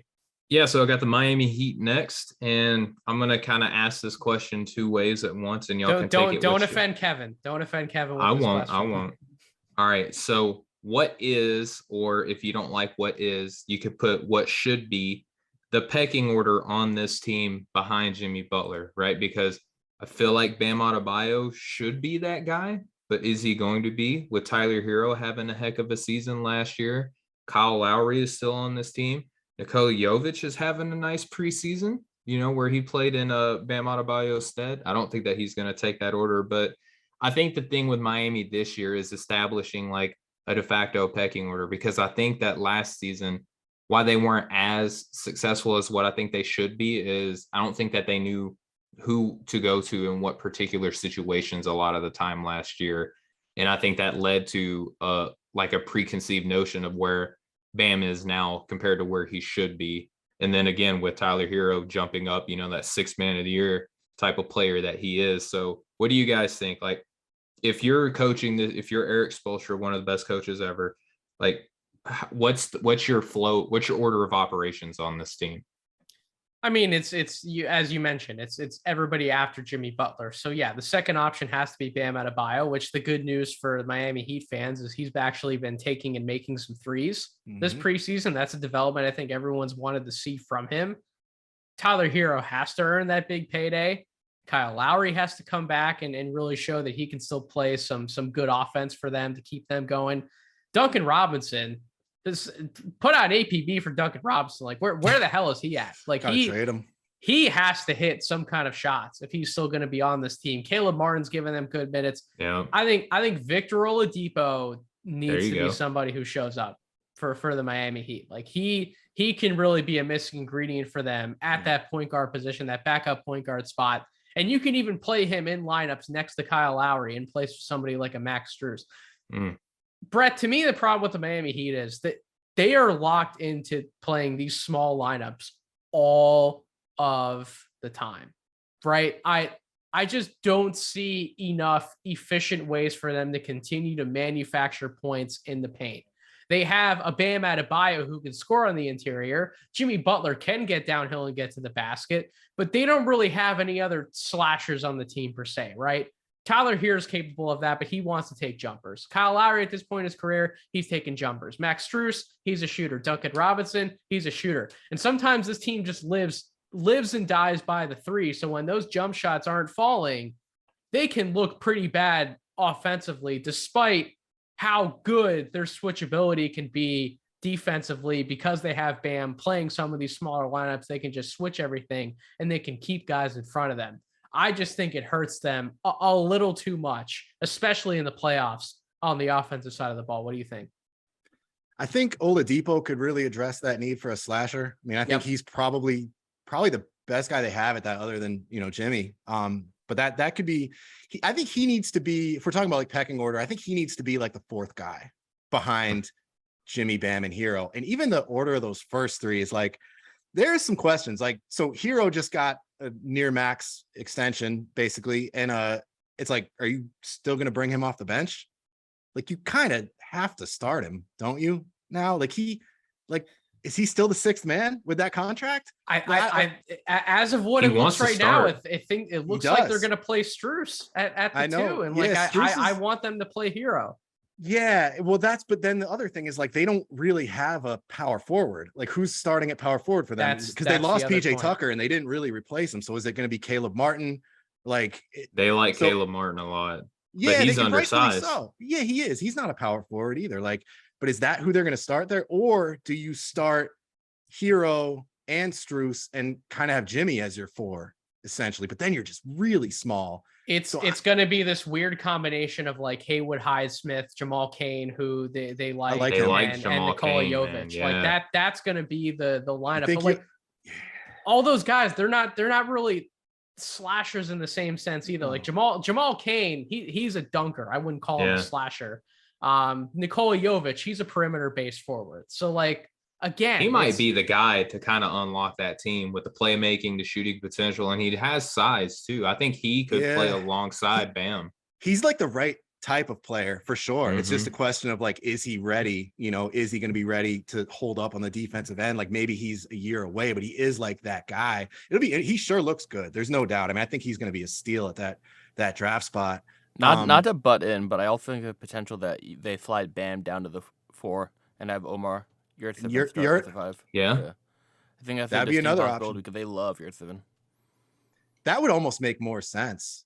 I mean, obviously, like you lose some shooting with that, but you need size somewhere, right? You can't just play every single lineup you tried out there is kind of like small ball. It's just that's really to me what breaks them down. But I want to see Bam though. Like I'm not gonna say like I know Jimmy's the number one, but like when you ask about the pecking order, I'm just like, if it were up to me, and the thing with like I like Bam as an offensive player a lot. I think there's a lot that he can do that he doesn't do enough of, if at all. And the thing is he has a big defensive workload. So like maybe you can only ask so much of him offensively. But like, man, if you look at I think it was game 3 against the Celtics in the playoffs where he had my goodness. he went absolutely, he looked unstoppable. They're just feeding him and he's scoring at will every time. I think he finished with like 31 points. I think they even kind of went away from it that game. And I don't know if that's like because I'm like, why don't they just do this all the time? And maybe it's because he has so much responsibility. There are barely any guys, if many at all, who can keep up with him when he's consistently rolling to the basket, getting up in the air, and just throwing it down. Attacking off the bounce. Like I think that's something that I'd like to see more from him. And he can take any center in the league off the dribble, out of the face up, like that little face up jumper is looking better. Like I think if he had, if he got enough shots, like he'd look like one of the better offensive bigs in the league for sure. But yeah, maybe it's just the defense where it's like, this is, what he is. We're going to lean on Jimmy. Miami doesn't have another rim protector to alleviate what he does for that team. No, he's so valuable on defense that maybe it's like he can't do it all, which makes sense. But like, man, like in a vacuum, like offensively, I just love every time they run things through him. I love it. And Jimmy's obviously a little limited. He's a wing that doesn't shoot threes. Yeah. So, I don't know. I'm not as high on Jimmy Butler as an offensive player as some other people are. Like, if he can keep that free throw rate up, okay, sure. Like he's pretty, he's a pretty good offensive player. But like, if that ever starts to come down for whatever reason, then you're left with a guy that's probably not as good as Hero or Bam on that end. So I don't know. I guess it probably has to be Jimmy, Bam, Hero in that order, but I feel like it should be close. You know what I mean? Like, like almost like 1A, 1B, 1C. Like that's how I would have it. That DHO capability with Hero and Bam should be unstoppable. It should be. Yep. Because it was with Duncan Robinson, and then Hero provides like, so much of an additional threat out of that. Because Hero can get downhill out of the DHO. So get to the mid-range. So to Hero's credit, he has improved free throw attempts his first year up through last year. He's improved his free throw attempts every year. So it was only 1.8 his rookie year. He was a rookie. Next year, 2.2. Last year, 3.3. So if he starts escalating up near 5, 6, 7 free throw attempts per game, that along with what Brett talked about, Oladipo being that slashing threat, that's more of what they need. They need somebody to come downhill off those actions, because otherwise, if him and Duncan Robinson, all these shooters, if they're just operating out of that DHO and they're pulling up for 3 every single time, defenses know how to properly react to that. But if you're able to get downhill, make something happen, catch somebody the wrong way, maybe hit one of those pull-up jumpers in the mid-range versus just having so much of his offense behind the three-point line, that's the ingredient I feel like this team is missing, and they need that from multiple guys if they're not going to get the interior presence from another traditional forward or center. But to Kevin's point, I think Yurtseven's ready to play a role. I think Yurtseven's ready to play a good 18 to 22 minutes a night for this team. Get some more size and some physicality in there so that you can give Bam a rest on that side, so where he doesn't have to do every single thing defensively for that team to take advantage of more of the offense. I think all of us made some great points in that segment. That was great. Steven, who's next on the list? Yeah, so I got the Orlando Magic next, a team that's about 3.5 hours south of where I'm currently residing.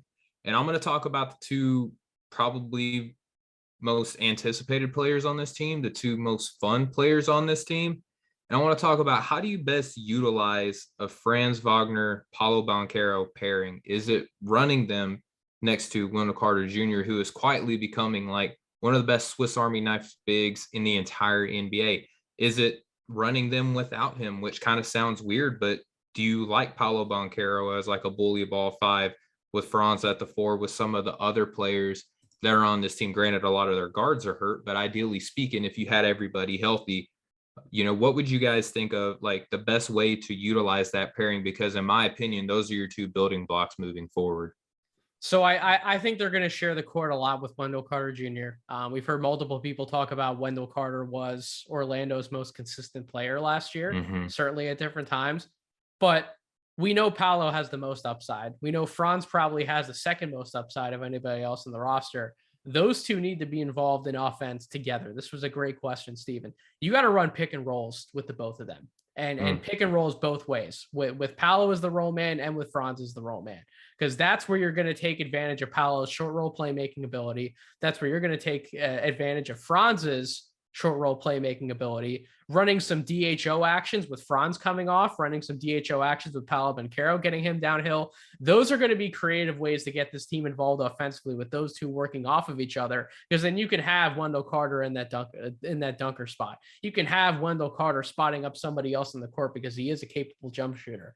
That's how you unlock more of this offense around guards who aren't always the most consistent shooters, right? Jalen Suggs isn't a consistent shooter. Markelle Fultz isn't a consistent shooter. You can't find a bigger Cole Anthony fan than me, but he has not been a consistent shooter for an entire season. Chuma Okeke, not a consistent shooter. We think Mo Bamba still has levels to go up as far as shooting. What's that big man rotation going to look like between him, Carter? You still got Mo Wagner there. Bol is going to play some actual minutes for the Orlando Magic this year. So like, what is a 5 big rotation, like a 5 big lineup this year? That would be insane. Bol unlocks it, man. The Nuggets did it in the bubble. There you go.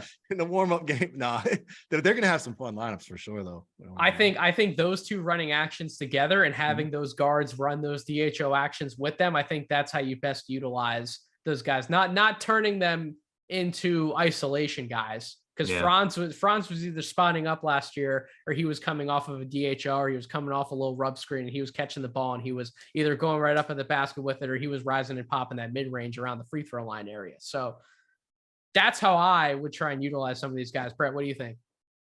Yeah, I mean, I think for sure Franz and Banchero are good enough playmakers, especially Franz, to where they can coexist. They can both handle the ball. They're both good passers. Yep. Both comfortable on the perimeter, all that. Like, I'm not too worried about the fit. But at the same time, like, I do hope they stagger them a fair amount, to where we sort of see them, with Wendell, like, separately. Like, maybe, I don't know. They're really good playmakers, but I do feel like they both need the ball in their hands quite a bit. And I'm not sure, like, you're optimizing them fully if you're playing them together, like, the whole game. Like, I'd like to see a fair amount of staggering. I think they will. And I think it'll be a blend, but I think they'll look pretty good when they're on the court together. I mean, they're both just high IQ, very capable perimeter kind of big guys. And Wendell, man, like, he deserves a lot of credit for the season he had last year. Like, I was looking at it, he didn't get a single most improved player vote. It's a crime, which I don't understand, man, because he played a full season. It was certainly a career high for games played. He made massive statistical jumps across the board, massive jumps in efficiency, or certainly to some degree across the board. And he expanded his game to where he became like a stretch big. Like, he really shot the 3 ball well. Like, that was something he really didn't do up until that point. So I don't know why he didn't get more buzz for MIP, but man, he is awesome. Played in Orlando. That was fair enough. But like, I'm thinking with him, like, what if he takes another jump like that? Are we looking at like a top 10 center all of a sudden? Because like, if he can make the kind of jump he made last year, he's up there. He's a very nice player. And I think, with his newfound 3-point shooting and comfort level out there, he's going to be a nice fit with Franz and Paolo. So yeah, they're very big, but like they're the type of big guys that can work together. There's enough shooting and enough playmaking where like, I don't know, maybe this is like the future of basketball. We'll see. I think they're going to be a lot of fun to watch. And then, yeah, just to have guys like Mo Bamba and Bol Bol coming off the bench. You said Jonathan the name Isaac, if he Bol ever comes Bol, back. and man, Paolo Banchero, small ball 5, with Bol Bol technically playing the floor, the 4, spacing that entire offense out and just giving Paolo all the room to just get downhill and drive inside, which we know that's the best version of himself when he's using his power, his strength. He's trying to get downhill and bully everybody. That, Steven, would be one hell of a lineup. What do you think? Yeah, I worry, and I'm glad Brett brought it up, because if you play all 3, right, like I'll bring this back to the Wendell Carter Jr., Franz and Paolo lineup, is offensively, like you could do so much, right? Like you can run like double action screens where you're running a pick and roll. Paolo sets a screen to a flaring, Franz for an open 3 and or, a dump off pass to a cutting Paolo. Like there's a lot of fun stuff that you can do with that type of lineup. Flip to the other side of the ball. Who's defending these NBA wings? Like, do you have them like purely as an isolation heavy style defense? Do you have them like kind of shading off when the ball's on the opposite side of the court to help give you some second line defense? That's kind of what I think Coach Mosley is going to have to weigh, this like risk reward style problem that he has. It's a good problem to have because they're all talented dudes. I'm curious defensively what that looks like, but flip Bol Bol back in this rotation, kind of the same question, who guards who in that type of lineup. I imagine you have Bol Bol as kind of like your rim deterrent, with Paolo taking on the more athletic ball handling style players. But that's the question to me with all these rotations, is what does it look like defensively? I think Paolo has to step up defensively. Absolutely. Yeah, I think he has it in him too. I think he could be maybe a better defensive player than a lot of people, including myself, have kind of expected. One thing is they were pretty good defensively last season. Like, I mean, compared to like what they were overall, like I think they were the 30th offense in the league, but maybe like 16th or 17th on defense. And for a couple stretches, like really, really good. So, I think a lot of that is Coach Mosley. And then, yeah, you look at like, I think if Jonathan Isaac were there, which who knows if he's ever going to come back, but like, that's the kind of defense, like they could get really interesting if they have him in the mix. But yeah, I kind of agree, man. Like, I think offensively it could definitely work with those 3. But yeah, defensively could be where it's a little bit problematic, but who knows? Yeah, they're going to be fun. They're league pass top 5 for me. They're darlings. They gotta be, right, man. And then, yeah, what kind of do we see Cole Anthony like do what he did in the beginning of last season consistently? Like, hopefully. That's the most interesting thing to me, Brett. And I know that the question was framed around Wagner, Banchero, and Carter Jr. So that ties into it, though. I don't want to spend an hour on the Orlando Magic, but to me, the more interesting question is, what does the guard rotation look like next to those guys? What's the correct combination? You have Fultz, you have Suggs, you have Cole, you have Gary Harris, you still have RJ Hampton and Terrence Ross. Terrence Ross, Houston. For all the years, I feel like he's been a trade candidate for all these years. Yeah, Terrence Ross is still on the Magic roster, but veteran.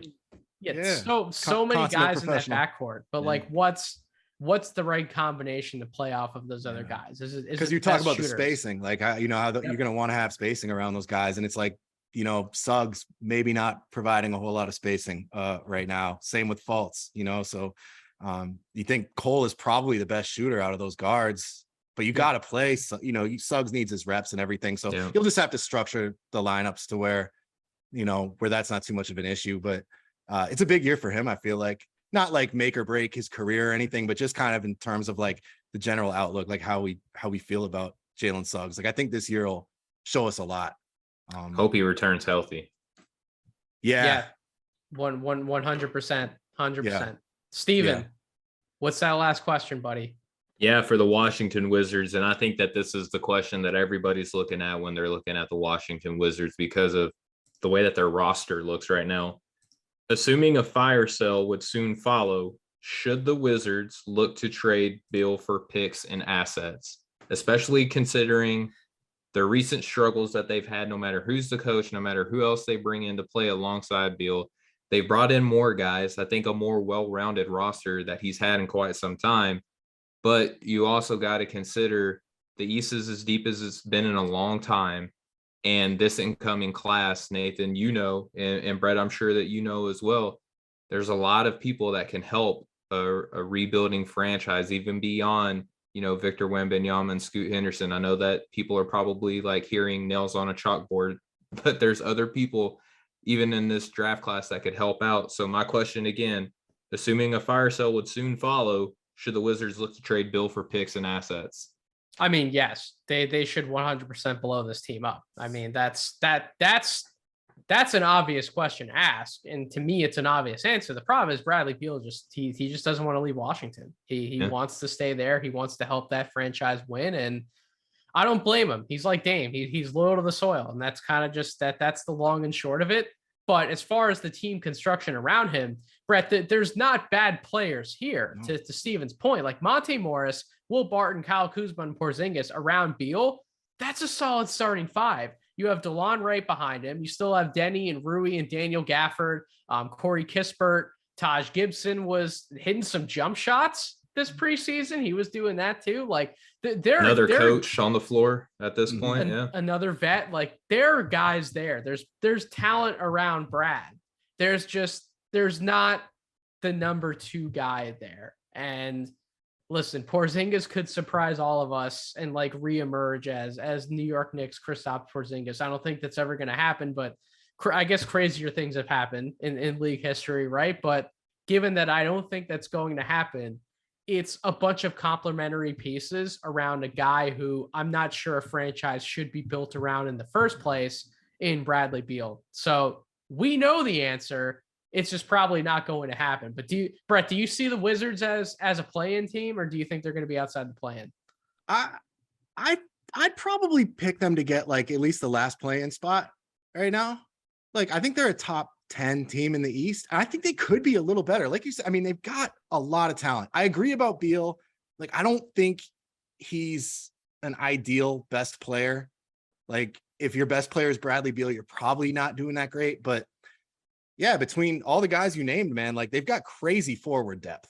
Yep. When you look at like Will Barton, Kuzma, Hachimura, Avdia, like that's pretty solid little forward room. And then you've got maybe the best backup center in the league in Daniel Gafford. I'm a big Kispert believer just as kind of like a 3-point specialist. Yep. Like I'm in love with the way that guy shoots. And then, you don't have a lot, as far as a point guard goes. I know that was their main priority this offseason. But Beal's going to handle the ball a lot. Yes. And then you still have Monte and DeLon Wright. So there are 3 guards there. Yeah, that makes sense. Exactly. I think Beal can. I mean, I think he had kind of a poor season last year, but I think he did set a career high for assists. But yeah, the Beal thing, man, like I don't know, like he's got quite a lengthy injury history. He's coming off his worst season. He's getting up there in years. He's probably never going to be as good as he was a couple years ago. And to pay him all that, and didn't he get a no trade clause? So like he would have to. Okay, he's got to sign off on it. Yeah, you have to sign off. What a negotiation deal for Mr. Bradley Beal to get a no trade clause in that contract. They got to pay somebody on that team. Someone has to be the guy. It's really true though. That's exactly what it is. It's like, okay, you let him go, then what? Like he's what you got, and you kind of they're in a situation where they almost had to do it for sure. But yeah, he'd have to okay it. I would if LA. they. Yeah, I'm sure there's situations he'd be willing to bring back Brody and get a couple picks for it. I mean, yeah. There you go. Clear your books, yeah. Shit, yeah. If they get off to a bad start, however long into the season, like say they start off like 7-16 or something, it's like then they're kind of like in the same boat as the Hornets for me, like a little bit above them, but the team where it's like maybe you just tank this year. But again, they have so many good players that I want to see it. Like, because I think they could maybe surprise some people. Like, they'd be my pick for like a team that everyone thinks is going to suck that might not suck. Steven, where do you see them at in the East? I mean, if Indiana, where we're going to talk about it here in a little bit, if Indiana committed to winning, I would pick Indiana and their roster over this team. It's just looking at where a couple of teams are going. Like, we're already starting to see the smoke screens. This is just the problem with Washington, man. This is why their roster looks the way it does, is because they're consistently picking like 16th through 19th in the draft like every year.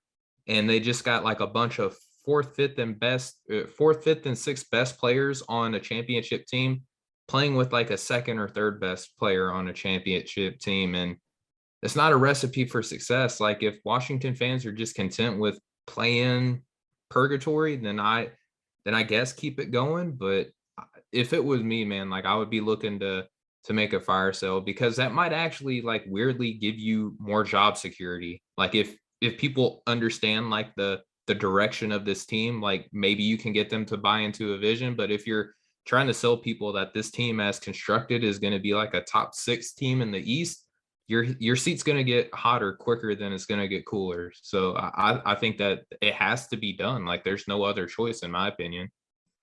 No, I agree. I think we all agree that that's the obvious answer. It's just circumstances. It hasn't happened. It probably won't happen. So can the Wizards make the play-in? We think it's possible. I wouldn't bet it probably at this point. I think that at some point they'll probably just look at it and say, yeah, we should probably try and get Victor Wembanyama next to Bradley Beal. But regardless, thank you, Stephen, for those questions. Great. Yeah, great set of 5 points. We've had 10 awesome questions, and I'm going to try to bring up the rear here with the Central Division. I'm going to try to close us out on a high note. So I have my questions ordered by where these teams finished in the division last year. So that means I'm starting with the Milwaukee Bucks. Steve, trying not to offend you if you're listening out there, I promise. Do the Bucks have enough quality depth to win an NBA championship? Let me explain where I'm going with that. So here's their starters: Drew Holiday, Grayson Allen, Chris Middleton, Giannis Antetokounmpo, Brook Lopez. Their bench: Bobby Portis, Pat Connaughton, Serge Ibaka, Wesley Matthews, George Hill, Javon Carter, MarJon Beauchamp. There's a lot of guys on that roster. Did you say Joe Ingles in there? I did not say Joe Ingles in there, but Joe Ingles should be mentioned as part of the depth. And he could definitely be an answer to the question that I'd be asking. I just don't know what Joe Ingles is going to be. He's already old. He's coming off a bad injury. Yeah. When he's even going to be back? When is he going to be back? Could be All-Star break, maybe. So that's why I didn't include him. I just don't know the answer to what he's going to be. But Steven brings up a valid point. Is there enough playmaking though on the roster to set up the dearth of play finishers and shooters that they have? So Grayson Allen, Brook Lopez, Bobby Portis, Pat Connaughton, Serge Ibaka, Wes Matthews. Those guys are all either shooters or play finishers. So you have Drew Holiday, you have Giannis, you have George Hill. If Drew Holiday gets an injury that he's prone to, it seems like every other year he has one of those injuries that keeps him out for quite a bit of time. If he misses significant time, Brett, is having a combination of Giannis and George Hill enough to get everyone else the shots they need to win and really go deep? Like what's the answer? That's their weakness to me. Yeah, no, I agree. I think the 2 biggest concerns I have with the Bucks are depth and age. Like they are kind of an older team, and those 2 things, be kind of shallow and kind of old, can be a dangerous combination. It's like see the Los Angeles Lakers last year. Right. Yeah, exactly. Right. Exactly. So yeah, like even if, guys like Wes Matthews, like what does he have left? You know what I mean? George Hill, does he have anything left? Ibaka, does he have anything left at all? Are these guys even factors like next season? I mean, they're play finishers though. Like they're not doing anything else for themselves or anybody else. Yeah. They brought back Javon Carter, right? I mean, he can play make a little bit. I like him. But I mean, he's not a high end guy in that regard, more of a kind of a defender, but yeah, they're a little short there. But I mean, like, look, if you're just talking about getting through the regular season and even having like a top 4 record in the East, like I think you probably, with Giannis, you probably do that no matter what, as long as Middleton's mostly healthy. But like, this is one of the reasons why I'm not very confident in them like winning the East, like in terms of being the number 1 seed or even like the 2, because like they're pretty shallow, man. I don't like that bench at all. This is the team that's running it back largely, like almost entirely, other than Beauchamp. Like it's the exact same team as last year, right? Like they really didn't do, and you get Ingles eventually. I like Beauchamp a lot, but even if he works out in his rookie year to where he can actually play on a contending team, but like his best version is still a play finisher, right? Play finisher, yeah, just a guy that's going to go out and transition, a guy that can attack the rim a little bit, but like he's not a playmaker by any stretch at this stage. So yeah, I think they're a little short in that regard, man. And I don't know. I'm not as bullish on them as I think a lot of other people are. but I think you're fine as long as you have Giannis. But in the playoff series, you're going to need all those guys healthy. You might need to make some additions. I think they're actually counting on Ingles. Like, I mean, I would assume if they paid him, I sure hope so. The full be like their taxpayer backup mid-level point guard. Yeah. No, they're paying him $6-7 million a year, whatever it is, like for the season. So they're like, I don't know, they could have spent that money on some other types of guys, and they went with Ingles. Like I was talking about this with Steve on our podcast. Like, if he's the Joe Ingles from 2 years ago, he is the absolute ultimate perfect guy to plug into this Bucks team between his shooting, his playmaking. Like he is the guy, his intelligence, he's perfect. But he's coming off an ACL, and even before the ACL, he didn't look great. Yeah. And he's 35. So it's like, if you can get 80% of 2 years ago, second and sixth man voting Joe Ingles, if you can get 80% of that guy, then you're looking really good. Even if he doesn't show up until the spring, you're looking great in the playoffs. But if it doesn't work out with him, then you're just really shallow. And I know you don't need a deep rotation necessarily in the playoffs, but you do need like 8 guys. And I'm not sure they have it. I'm more confident in their playoff outlook than their regular season outlook. But I agree, the depth is an issue. It's a concern. There's no way around it. Maybe Jordan Nwora can emerge as something more. I like Nwora, man. And he's been, he got some, he's nice. I'm glad they ended up bringing him back. I mean, he's a nice player. Never seen a shot he doesn't like. But maybe he's the kind of guy that could step up and make them look a little deeper. But we'll see. Steven, is Giannis just Superman to where it doesn't matter, and he's just going to find a way? I was just going to say, we compared them to the Lakers just a second ago, but the difference is that Giannis is the best player in the NBA right now, and he's, in his prime. I mean, there's still other dudes that aren't like dinosaurs out there as far as age, right? Like Grayson Allen, Pat Connaughton, Bobby Portis. Like those dudes aren't like decrepit. They're not like dust isn't falling off them when they're on the court. But I think the reason that the Bucks get the label that they do is because Brook Lopez is, he's pretty, he's not fleet of foot. Chris Middleton isn't as quick as he used to be, but he's never really been like a speed demon. Like, the athleticism hasn't necessarily ever been like a big part of his game. And Drew Holiday, sure, he gets banged up and he's a little older, but he's still very mobile and a very physical defender. I just think that Milwaukee is kind of boring, man. And I think that's why like the age is starting to get circled in red a little bit, is because like they are that same team that we've seen so often. And the last time that we thought Milwaukee was probably done is when they made their championship run, so I don't know. I just think that Giannis is too good. I think that the ancillary pieces are too good. Chris Middleton, for what it's worth, I think that he's an underrated playmaker for being someone in the role that he's in. For a guy who's asked to shoot, whenever he touches the ball, he moves the ball along pretty quick and makes good reads as well. So I don't know. Maybe Beauchamp gives them that spark of energy. We like Beauchamp a lot coming out of the draft over at No Ceiling. So, they got some young guys. I just think that they're boring, and that kind of like falls at like, what do you do when a team is boring? We did it with San Antonio for so long. Is like they're old, but like they're efficient. And the thing about an ACL with a guy like Ingles is that like still pass with your arms and you look with your eyes. The ACL isn't a part of that. So if they can get him in situations where he's on the move with a screen set up and he's allowed to make a move and he's allowed to make a pass, then like that helps out as well. Yeah. Speaking of, go ahead, Brett.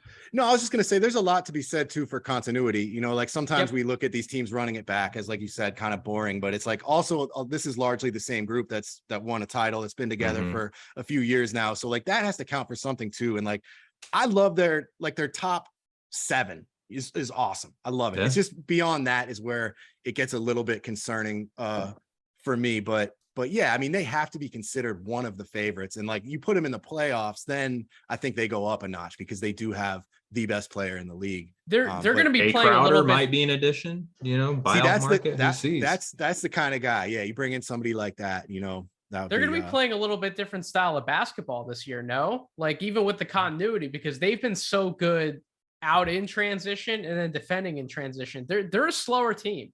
Like they're without a doubt, they seem like a slower team. So I'm very curious to see what their half court offense actually becomes, because they're going to need to have more of a half court set. I don't know if they're going to be defending as well as they were last year. So in turn, that might not let them get some of those transition opportunities. I'd say the light shining down on that is maybe they do still defend up to the level they're capable because of what Brett just said about the continuity. The best defensive teams in the NBA are the ones that stick together and build the chemistry. And Lopez missed most of last season too. So Yeah. if you have him for a full season, that you have to think that makes you better defensively for sure. But then there's sort of the 8, maybe he's a step slower. Who knows? Like there's a couple of different factors kind of going against each other there, but they're gonna be in the mix at the end of the day. Of course, I'm gonna pick them to come out of the East just because I believe that much in Giannis. That I said that at the top of the podcast. I just believe he's Superman. But speaking of playmaking / point guard depth, that feeds into the question I have for the Chicago Bulls as well. What does the point guard position become for the Bulls after the Lonzo Ball injuries? And is that answer currently on the roster? So the point guard depth behind Lonzo, or should I say without Lonzo, Ayo Dosunmu, Goran Dragic, and Alex Caruso is your combo guard kind of filling in. Is Ayo ready to take a major step forward after a really promising rookie season? Per 36 last year, 11.6 points per game, 3.7 rebounds, 4.4 assists on 52, 37.6, 67.9 shooting splits. You got a steal in there, 113 offensive rating, 115 defensive rating, 11.2 PER. That's a pretty good year for a rookie point guard, in my estimation. I think he was probably one of the 10 best rookies in the NBA last year, at least by the award balloting. What can we expect from a Goran Dragic as he enters his 15th season in the NBA at age 36? Steven, is there enough playmaking, shooting, defense everywhere to mitigate the loss of ball for potentially another season with LaVine and DeRozan being playmakers, Caruso, and you could even throw Kobe White in that equation as well? Can they get past the loss of Lonzo Ball to live up to last year's expectations and push forward? I think offensively, yeah, it's really easy because DeMar DeRozan was the table setter for the large part of the season last year. LaVine, contract player, right? So looking to make sure that there are no questions left unanswered with him proving himself to be worthy of a contract like that. So I think that if you're looking for that tertiary playmaker, like Dosunmu is the guy to me because he gives you versatility because of his build. He's got vision. He's shown that he can shoot, and he's a reliable defender. Like guys at his position, they don't play, especially for a team that's looking to make some noise in the playoffs. A team that we didn't mention earlier when we're talking about how deep this Eastern Conference team is, like Chicago is definitely in that mix as well. I just think Dosunmu is that guy. Patrick Williams, what does he look like coming in? Do they try to get him involved as like an ancillary playmaker out of that 4 spot? There's so many different ways that this team can offset the loss offensively that Lonzo Ball provides. It's defensively that I think that Lonzo has kind of like made his name what it is now. Kind of oddly enough, he's known as like this nasty point of attack defender who can guard 1s, 2s, depending on the matchup, even some good 3s. And I think Dosunmu has shown enough in his early going in his NBA career to where he can pick that up as part of like a lion's share approach, maybe not 1-for-1 do exactly what Lonzo Ball does, but to me, he's the answer. The fans love him. He is an Illinois guy too. So I just think that he plays with enough swagger and energy and tenacity to kind of help offset that within a group context. Brett, where are you at on the Bulls this year? I completely agree about Ayo. Like he really softens the blow of losing Lonzo. Like that's a big loss. Lonzo was awesome for them last season. A big part of why their defense was so good in the early season. Big part of why they were the number 1 seed in the East going into the All-Star break. But yeah, Ayo can do a lot of the things he did, offensively for sure. He's super impressive, man. He defends, he shoots it well. Like he's exceeded my expectations already. And he looks primed for, a jump this season. He's the guy I would go with. I'm not sure if I don't think they've announced their starting 5 by any means yet. He would be my pick to slot in as the starting point guard over someone like, Caruso or Kobe White or Goran Dragic, certainly. So yeah, I like that. Like, so if this was the only real glaring issue with the Bulls, I'd feel okay about them. But I just think there's other things beyond this. It's like, okay, maybe this sort of like, they've got good guard depth. Maybe Dalen Terry gets a few good minutes. Maybe Kobe White, continues to shoot the ball well, which is something that they need. Caruso's healthy. Ayo makes a jump. It's like, okay, the guard room's pretty nice. And it's also like you kind of were saying, Steven, like DeRozan and Levine handle the ball so much and create so much on their own that you don't necessarily even need like a traditional point guard alongside those guys, because they do the lion's share of the ball handling, playmaking. Where else are you going? Maybe like the wing depth would be a concern for you. The rim protection is a big issue. Like Vucevic overall to me is a big issue. Like if he's not shooting the ball well from the outside, which he didn't last year, it's like, what's he really doing there? We were just talking about Wendell Carter Jr. and it's like, man, like they had Wendell Carter Jr. and Gafford, and that, it's not to relive that trade or anything, but it's not looking great. But yeah, it's like, I don't really like how he fits in with them if he's not shooting the ball well. He offers no rim protection. He's a slower guy. Like this is a team that I think is kind of built to run. They have I think if the Bulls if they knew they were getting DeMar DeRozan, they probably would not have done the Vucevic trade. I think it was just like, we need to get more offense on this team next to Zach. We need to score the ball, and that is a tough pill to swallow for Bulls fans. That's a concern. I don't think they have enough shooting. And then what's going on with Patrick Williams? Like, I love that guy. He's one of my favorite young players for sure. But now it looks like there's a legit position battle between him and Javonte Green going on in training camp now. Dude, Javonte's so athletic. I love Javonte. He dunked from the foul line the other night in the game. He's so one step inside the foul line. It's 6'4", absolutely insane. So yeah, that's like, if Patrick Williams, I'm kind of counting on him as like a somewhat Bulls fan to make a big jump this season. And like, I don't doubt that he can make it, but just kind of what we've seen in preseason, like he hasn't been very good, and Javonte's looking like he might get that job. So it's like, okay, maybe that jump we were counting on from Pat Williams isn't happening this year. And if that doesn't happen, if Vucevic isn't a hell of a lot better and Lonzo's out, it's like there's a lot of things kind of working against the Bulls, not to mention the fact that they massively overachieved last season. Like they won 46 games, but they had a negative point differential. So they overachieved. And a lot of that, you give credit to guys like Levine and DeMar DeRozan that can perform in the clutch and hit big buckets for you and win you close games. I think that's largely a reflection of that. But at the same time, they weren't as good as their record. When they lost. Like it was bad. That's why the differential was what it was. When Zoe and Caruso were out, they were terrible. And it's like Zoe's out. Point of attack defense gone. Yeah. Now, if Caruso goes down, then they're probably terrible again. So hopefully he can stay healthy. But that's where they might really start missing. Dalen Terry time, baby. Let's go. Hey, I like him, man. Yeah, he definitely fits. He fits what they like in their guards. It sure seems like. Shout out to No Ceilings, underrated prospect of the podcast, Dalen Terry. We were big on him at Arizona, and I think he's going to make an impact for the Bulls at some point. I don't know if it's going to be this year, but next year and beyond, he's going to be part of that rotation. So my next question would come with the Cleveland Cavaliers. This is a Brett question. Brett knew that this question was coming. Oh, my boy. Can Isaac Okoro take enough of a leap offensively to solidify Cleveland's best defensive starting lineup around Donovan Mitchell and Darius Garland? So their potential defensive front court would be Jared Allen, Evan Mobley, Isaac Okoro. That's freaking awesome. Backup small forwards who they could go to outside of Okoro would be Karis LeVert, Cedi Osman, and Lamar Stevens. Okoro significantly trended in the right direction last year to being a positive player per BPM. He was a negative 5.1 in his first season. That goes up to a negative 1.7 last year. So that's a sizable jump for a young player. He improved offensively across all categories last year, as far as major categories, both counting numbers and efficiency. 35% from three on a little over 2 attempts per game.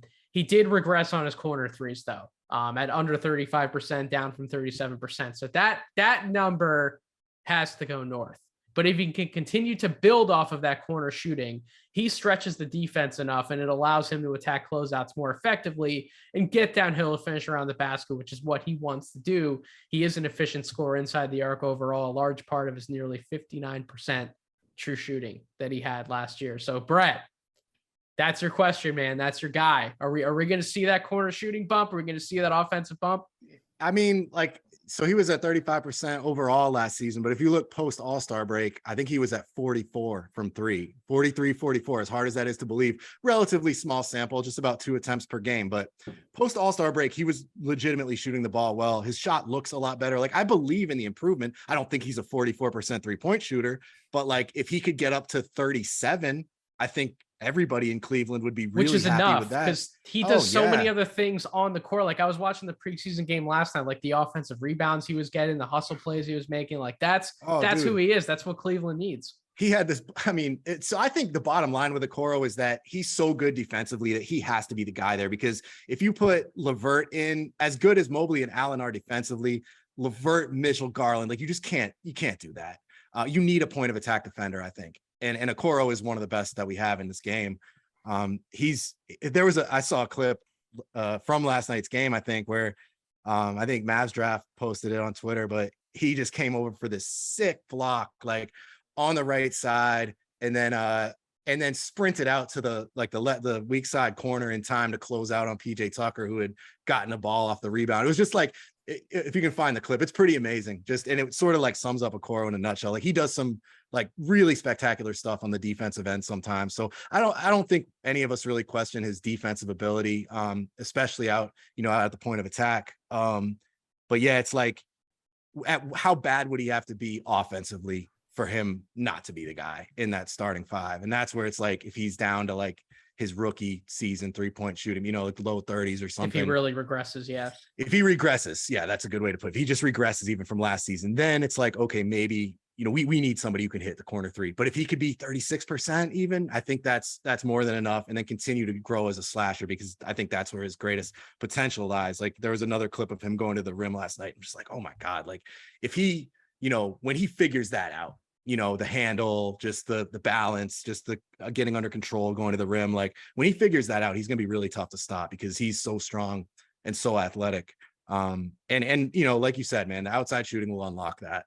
So I don't know. I think like what I'm looking for is a slight jump in the overall number. Mm-hmm. Like it'll fluctuate throughout the season, but I'd like to see at the end of the season, at least 36%, if not 37%. Then I'd feel great about it, because he's going to have a lot of open looks, and he needs to be able to knock him down when he's wide open. Steven, what do you think about Okoro and that spot in the Cavs lineup in general? Because that's the question mark for them, right? Like Garland's spectacular, Mitchell's spectacular, the twin towers of Allen and Mobley, we know what they're going to give you. They have enough depth behind those guys. Like that spot, what do you think?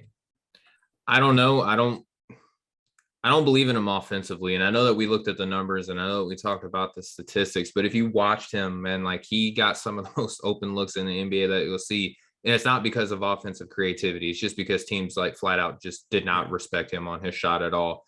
And I think that maybe if he plays more, like, and again, you're talking about like giving him open looks. He didn't really get a whole heck of a lot of playing time outside. Like, are you okay as a defensive minded coach saying, yeah, I'll give up 2 3-pointers to him over the course of a game? Like over the course of a season, he's taking 2 attempts per game. He's shooting the mid 30s. Like that looks great for him individually. But how much of that is just the defense? Like, yeah, we'll give him his 2 shots that he's going to take this game and worry about the rest of the game later. Right. So I think that a large part of that defensively on a night to night basis, like, teams aren't going to respect a shot, and which really hurts whenever you have Jarrett Allen on the floor and you have Evan Mobley trying to be dynamic, and that Donovan Mitchell is going to get to the paint. So, and Darius Garland, right? So I'm worried about that. I think that Cedi Osman kind of gives you a little bit better of that offensive mentality. There's word that they were trying to be in on Jay Crowder, other players as well to help solidify that. Like they're talking about Wade even starting to kind of give them that 3 big man approach. I don't hate that. I like that as well, because if Wade can do anything, it's shoot, right? Like that's his prospect at the NBA level. Like even bringing Kevin Love in as a starter, as great as he is on the bench, like if they can't resolve that 3-man spot, like maybe they go back to putting Love out there as kind of like a stretch forward. You slide Mobley over to the 3, and that's kind of like their pseudo small forward. So you almost like what they did last year. Yeah, if they were to start Love or Wade, it's like it sounds crazy, but they started Lauri Markkanen last year, so with the Twin Towers, so it's like, and they made him like a top 50 player in the NBA according to some of these lists that are out there now, like top most interesting like returning young guys. So yeah, I don't know, like, and Okoro, his prime role is like what we were just talking about with like Javonte Smart and Bruce Bowen. Like he's that trash can dude. Like he plays 4 because he can just do everything else, and you don't care that he can't shoot, right? Because you surround him with that other level talent. If you're asking him to be the floor spacer for other people, to me, like schematically, that's a problem. Yeah, I wonder how much they're going to rely on that because like, I mean, you get a fair amount of spacing with like the respective scoring gravities of Garland and Mitchell. Both those guys are, you know what I mean? It's like, and Garland, Mitchell, Mobley they want him to be like idealized. He could, but you still have Allen out there, right? So like, right. Well, Allen, like out of those 4 guys, Allen's the only player who needs his offense set up for him, right? Like Garland, Mitchell, and Mobley. Garland and Mitchell can get their own shot. Mobley can kind of create his own shot by default because he can just shoot over everybody. Yeah. So to that point, they have guys in the lineup to where maybe what Brett's saying, they don't need to rely upon too much of those other things happening. Maybe that's my question though. It's like, added. How good of a shooter do you need in that spot? Because if you, and I don't know the answer to this, but like if you need a legitimately reliable shooter there, you know, if that's how it works out, maybe Okoro's not that guy. I think he'll give them enough in that regard, and I think what he offers defensively will outweigh it. But it's interesting. There's a lot of eyes on him. There's a lot of pressure on him. He was drafted, you know, 5th overall, over some pretty good players. So this is a big year for him. I know he works his ass off. For sure. I know his shot has improved. Like that's always encouraging to me, like seeing it where it was when he came into the league to where it is now. Like it looks better and the numbers have gotten better. So it's like, if we can just keep that going up, but like, you're right though, man. I mean, he had so many, those were just wide open shots. Like people are just giving them to him and they're going to continue to do that until he starts to make them. So yeah. And look, even if they want to guard him out there with the other 4 guys that they have, like they might not be able to guard him out there. So if he can just make open shots, man, like it doesn't sound like I'm asking a lot, you know, but I think that's really what they need from him. And it's probably, you know, easier said than done.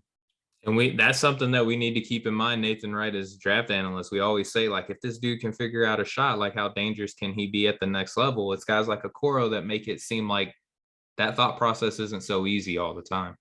That's why I was so high on him coming out, because I'm like, okay, he's got a floor as an elite defensive player. He's a high level athlete. Now he was listed at like 6'6" with a 6'10" wingspan when he was coming out. Now he's like 6'5" with a 6'8" wingspan. I don't know how that happens, but I was like, yeah, it's cold in Cleveland.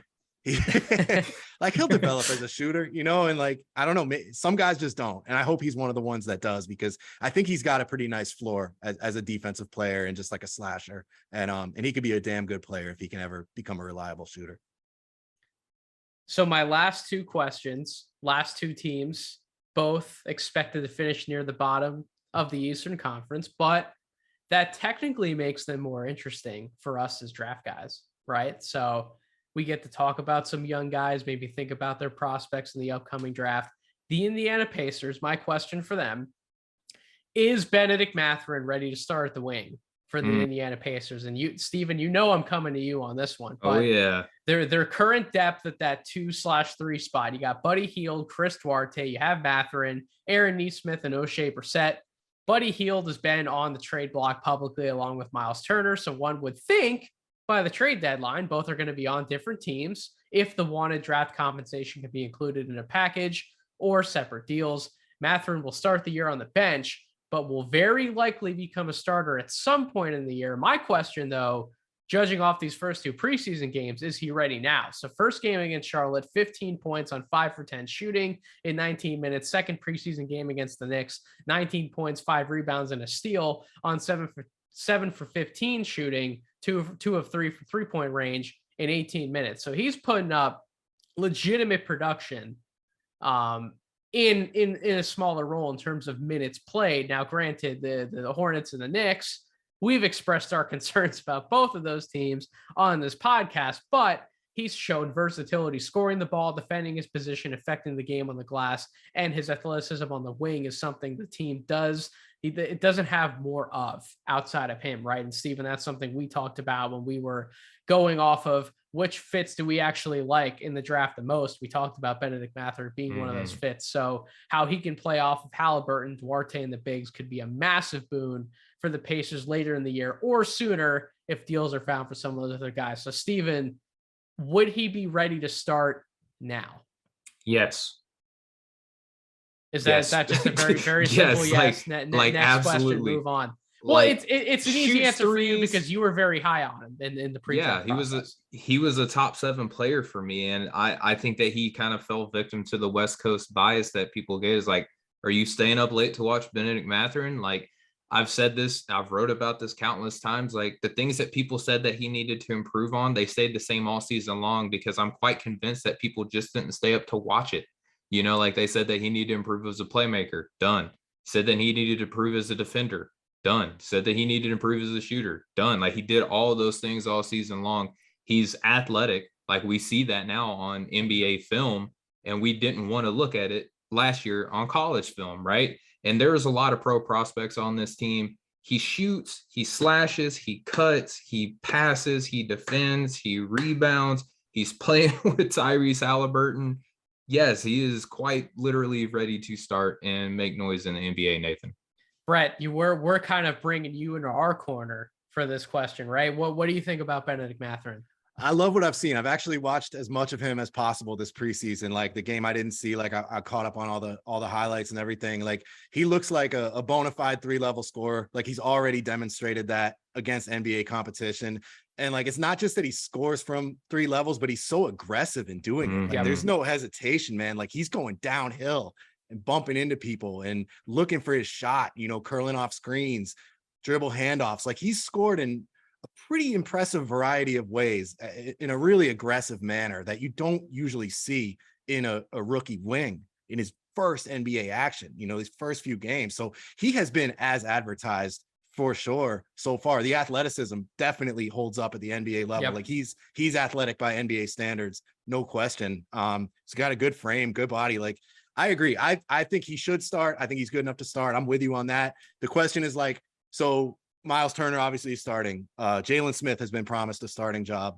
Buddy Hield, until he gets traded, is starting. So it's Duarte or Bennedict. And like, I think Mathurin should start. I think his ceiling is a lot higher than Duarte's. I think Duarte's a really nice player, but I think he's just going to have to be the bench guy. And I think you just start Mathurin and let him cook. I mean, I think he's like a dark horse to lead all rookies in scoring. Depending on what happens with these other Pacers guys, like, you know, he could average like 16, 17 points a game if they trade Hield and they trade Turner and they just let him go wild. Like, I think he'll be top 3 in shot attempts among rookies for sure. He's got a ton of opportunity there, and they invested a lot in him and with a really high pick in a good draft. So he's the one rookie, I think, out of a lot of these other top picks who we're talking about. I guess you can make an argument for Keegan Murray having De'Aaron Fox be able to feed him the ball, but I think Halliburton's the best passer that any of these rookies have. So we're talking about guys who can actually set him up for shots in his spots. He is to lead all rookies in scoring. He's going to get the best looks, in my opinion, out of anybody outside of any that could be self-generated from a Paolo or a Jabari or anything like that. So really good coaching, you know, really good coaching, really good table setter. And like, and it's not a position they're terribly deep at. Like, and it's like, if you look at their kind of young building blocks, it's Halliburton, Isaiah Jackson, probably Jalen Smith.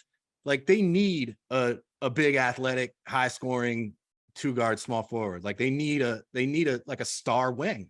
And like, that's the kind of upside he has. That's who they drafted him to be. And I think you just let him cook right out the gate, give him those reps. And I think he could be a positive contributor. Yeah, I've been very impressed with what I've seen. They're not going to be trying to win a lot of games anyways. So play Mathurin, give him the runway, and let's see what he can do. Do not call him an empty stat or empty calorie player, or I will scream. Like, I refuse to think that he's going to be that level. Like, he's going to be that type of player in the NBA. Steven will leap off of your screen and quite literally come find you. Yes, he will. That is whoever you are. No, I'm just kidding. Last but not least, the Detroit Pistons. The Detroit Pistons always hold a very near and dear place in my heart. Shout out Molly Hunter of the Overstated NBA group. We saved the best for last, Molly. Don't worry. So, Brett, my question around the Pistons is, was the Bojan Bogdanovic addition one of the most important additions from a developmental perspective across the entire NBA? So he's a proven vet who is a legitimate spacer from the corners and the wing. Career 39% from 3, 44.6% on corner threes. The combination of having Bey and Bojan in each corner spreads the defense incredibly wide for both Cade and Ivy. Both are capable playmakers who can make the kick-out passes to the corner. Having to force defenses to pay attention to both shooters means more isolation and pick-and-roll opportunities without having to worry about helping blitzes away from the basket. That plays to Cade and Ivy's strength as creators in space. going back to the best of what made them top prospects in college and giving Ivy the space to get downhill and finish at the rim, that's already paying dividends in the preseason, right? Ivy's looked really good at times in the preseason, particularly that first game of his against the Knicks, 16 points on 6 for 9 shooting, 1 for 1 from 3-point range. His second game, it was a rookie game, guys, against the Pelicans, 14 points, 6 assists, but he had 7 turnovers, 2 of 12 shooting. That's going to happen for a rookie, right? But when you just break out the film in terms of what he actually did well, man, you can tell that his game-breaking speed, we knew it was going to translate to the NBA. It already is. But that Bogdanovich trade, solidifying Brett, both corners, that's going to help those guys so much. I love that Troy Weaver went out and did that. What do you make of the move? Yeah, I mean, I think an under-discussed thing with development of young players in the NBA is the environment in which they're developing and like the functionality thereof. Like, is this, like this bothers me with Oklahoma City the last couple of years. Like that offense has just been so bad. Like they've just had no spacing. And it's like, how do you expect these young guys to develop as well as they can when they've got no space to work with? And the Pistons are going to have some spacing. Now, this was my biggest concern with them coming off of last season, was like, who do they have that can shoot? Like, okay, they've got Livers, great shooter. Beyond that, I mean, they picked up Alec Burks, but like Bay's a good shooter, but like I think it was definitely their biggest weakness. Burks is a mid-range cooker. Killian Hayes, yeah. I'm not buying the Killian Hayes stuff. I'm just not doing it. So yeah, to outside of that, like they need shooting from other spots. Hamidou Diallo, he's not a shooter. Like Kelly Olynyk. Kelly Olynyk's gone, man. Kelly Olynyk's but he was baby. He's going to be cooking with Larry Markkinen. Yep. I was going to say for the previous year. Yeah, I was talking about him like before this trade. I was like, all right, maybe he could help them like in the same way that Bojan's going to help them. But Bojan's just a much better version or a much better shooter, floor spacer. I mean, because he's legit like top tier. 45% like, from the corner. Quicker release smokes. Too. Yeah. Oh yeah, he's an unbelievable shooter. If you look at like the last 3 seasons, you could make an argument as like a top 4 shooter probably in the NBA for him. He's really up there. And yeah, that's huge. Like it's the ingredients around Cade are starting to come together. You've got this guard in Ivy that can pressure the rim constantly, slash, just attack, speed. Then you've got the big. I'm not the biggest Marvin Bagley guy, but he's a bit of a vertical threat. Like he's a guy that can catch lobs at least, which is something Cade didn't have most of last season. And now you've got an elite shooter in Bojan. You've got another good shooter in Bay out there. You've got a great shooter in Livers. Like you've got, maybe you've got like some stretch big potential in like Isaiah Stewart. Like that's something that we'll see if that's for real. But I don't know. I just think they're putting kind of the right ingredients around Cade, and like these aren't necessarily going to be like their long-term guys, especially Bogdanovich. Like he's probably just there for this season. Who knows? But for the sake of development, it's great. Like you want to have those ingredients around you. And I think that's what they're doing. And I wish more teams would do that. Like I'm always like, why doesn't OKC just sign a guy, like not even at his level, but like, just somebody to space the floor. This hogwash, by the way, that I'm hearing, if Bojan does not start for this Pistons team, somebody go in there and start fire. They paid Bagley $40 million. I don't care what they paid Marvin Bagley. You start that Bojan next to Isaiah Stewart. It was. And you have 2 of the best corner spacers that we have in the entire NBA. No, you got to let these young guys cook, man. Let them cook. I agree. But to kind of answer your question, I love the acquisition. And I think it is one of the more important ones from a developmental standpoint, maybe the most important one, if you look at the way he's gonna facilitate the development. But yeah, man, I hope I want to see him and Stewart starting, Bagley coming off the bench despite his big contract. Steven, hope for Pistons fans this year to close out the pod. Yeah, man. I mean, it's fun to see.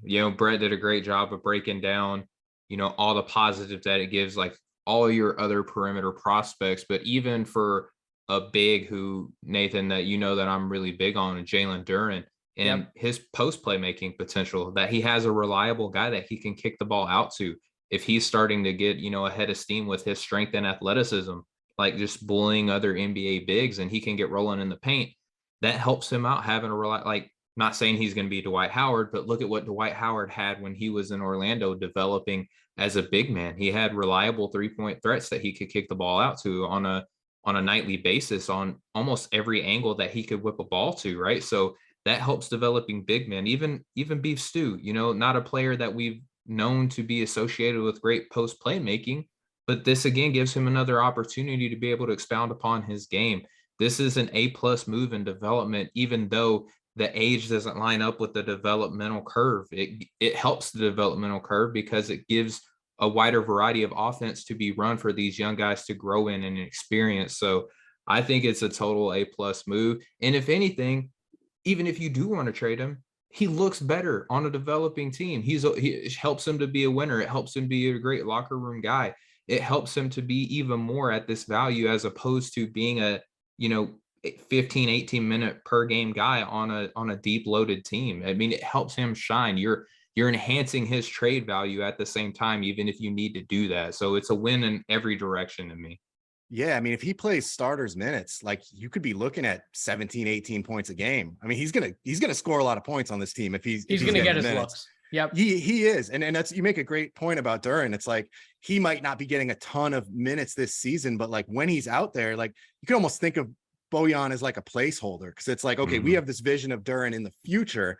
And in that vision, there's shooters around him. There's guys like Bojan. So it's not going to be Bojan 3-4 years from now, but it's going to be somebody else. And like, why not just put him in that sort of environment from the jump? What you ultimately want it to be, create a version of that right away. And I kind of get the sense that that's what they're doing. And I'll say this, man, I feel this way. I think one of these teams that we kind of project as like bottom 5, 6, 7 teams, whatever, is going to really like be a lot better than people think. And I think the Pistons would probably be my pick. If you told me like one of these projected bottom tier teams is going to like make the play-in, I'd probably go with the Pistons, because they're not that bad on paper by any means. They're not. They're really not. And who knows how good Cade's going to be this year. And I think they could actually make a little bit of noise. I agree 100%. Be bright, be bold, and be bright on the young Detroit Pistons. I love it. That was a great way to end out this podcast, but that's going to do it for part 1, our Eastern Conference 30 questions for 30 NBA teams. We gave Brett the floor. We did all the plugs at the beginning of the podcast. We will save the rest of the plugs and the proper outro for part 2 of the podcast, which you can find on the same podcast feed the following day. So just make sure you subscribe to the Draft Deeper podcast, wherever you get your podcast, Apple Podcasts, Spotify, YouTube, to catch both episodes. But until next time, we'll see you back on the feed for part 2. Take care, everybody.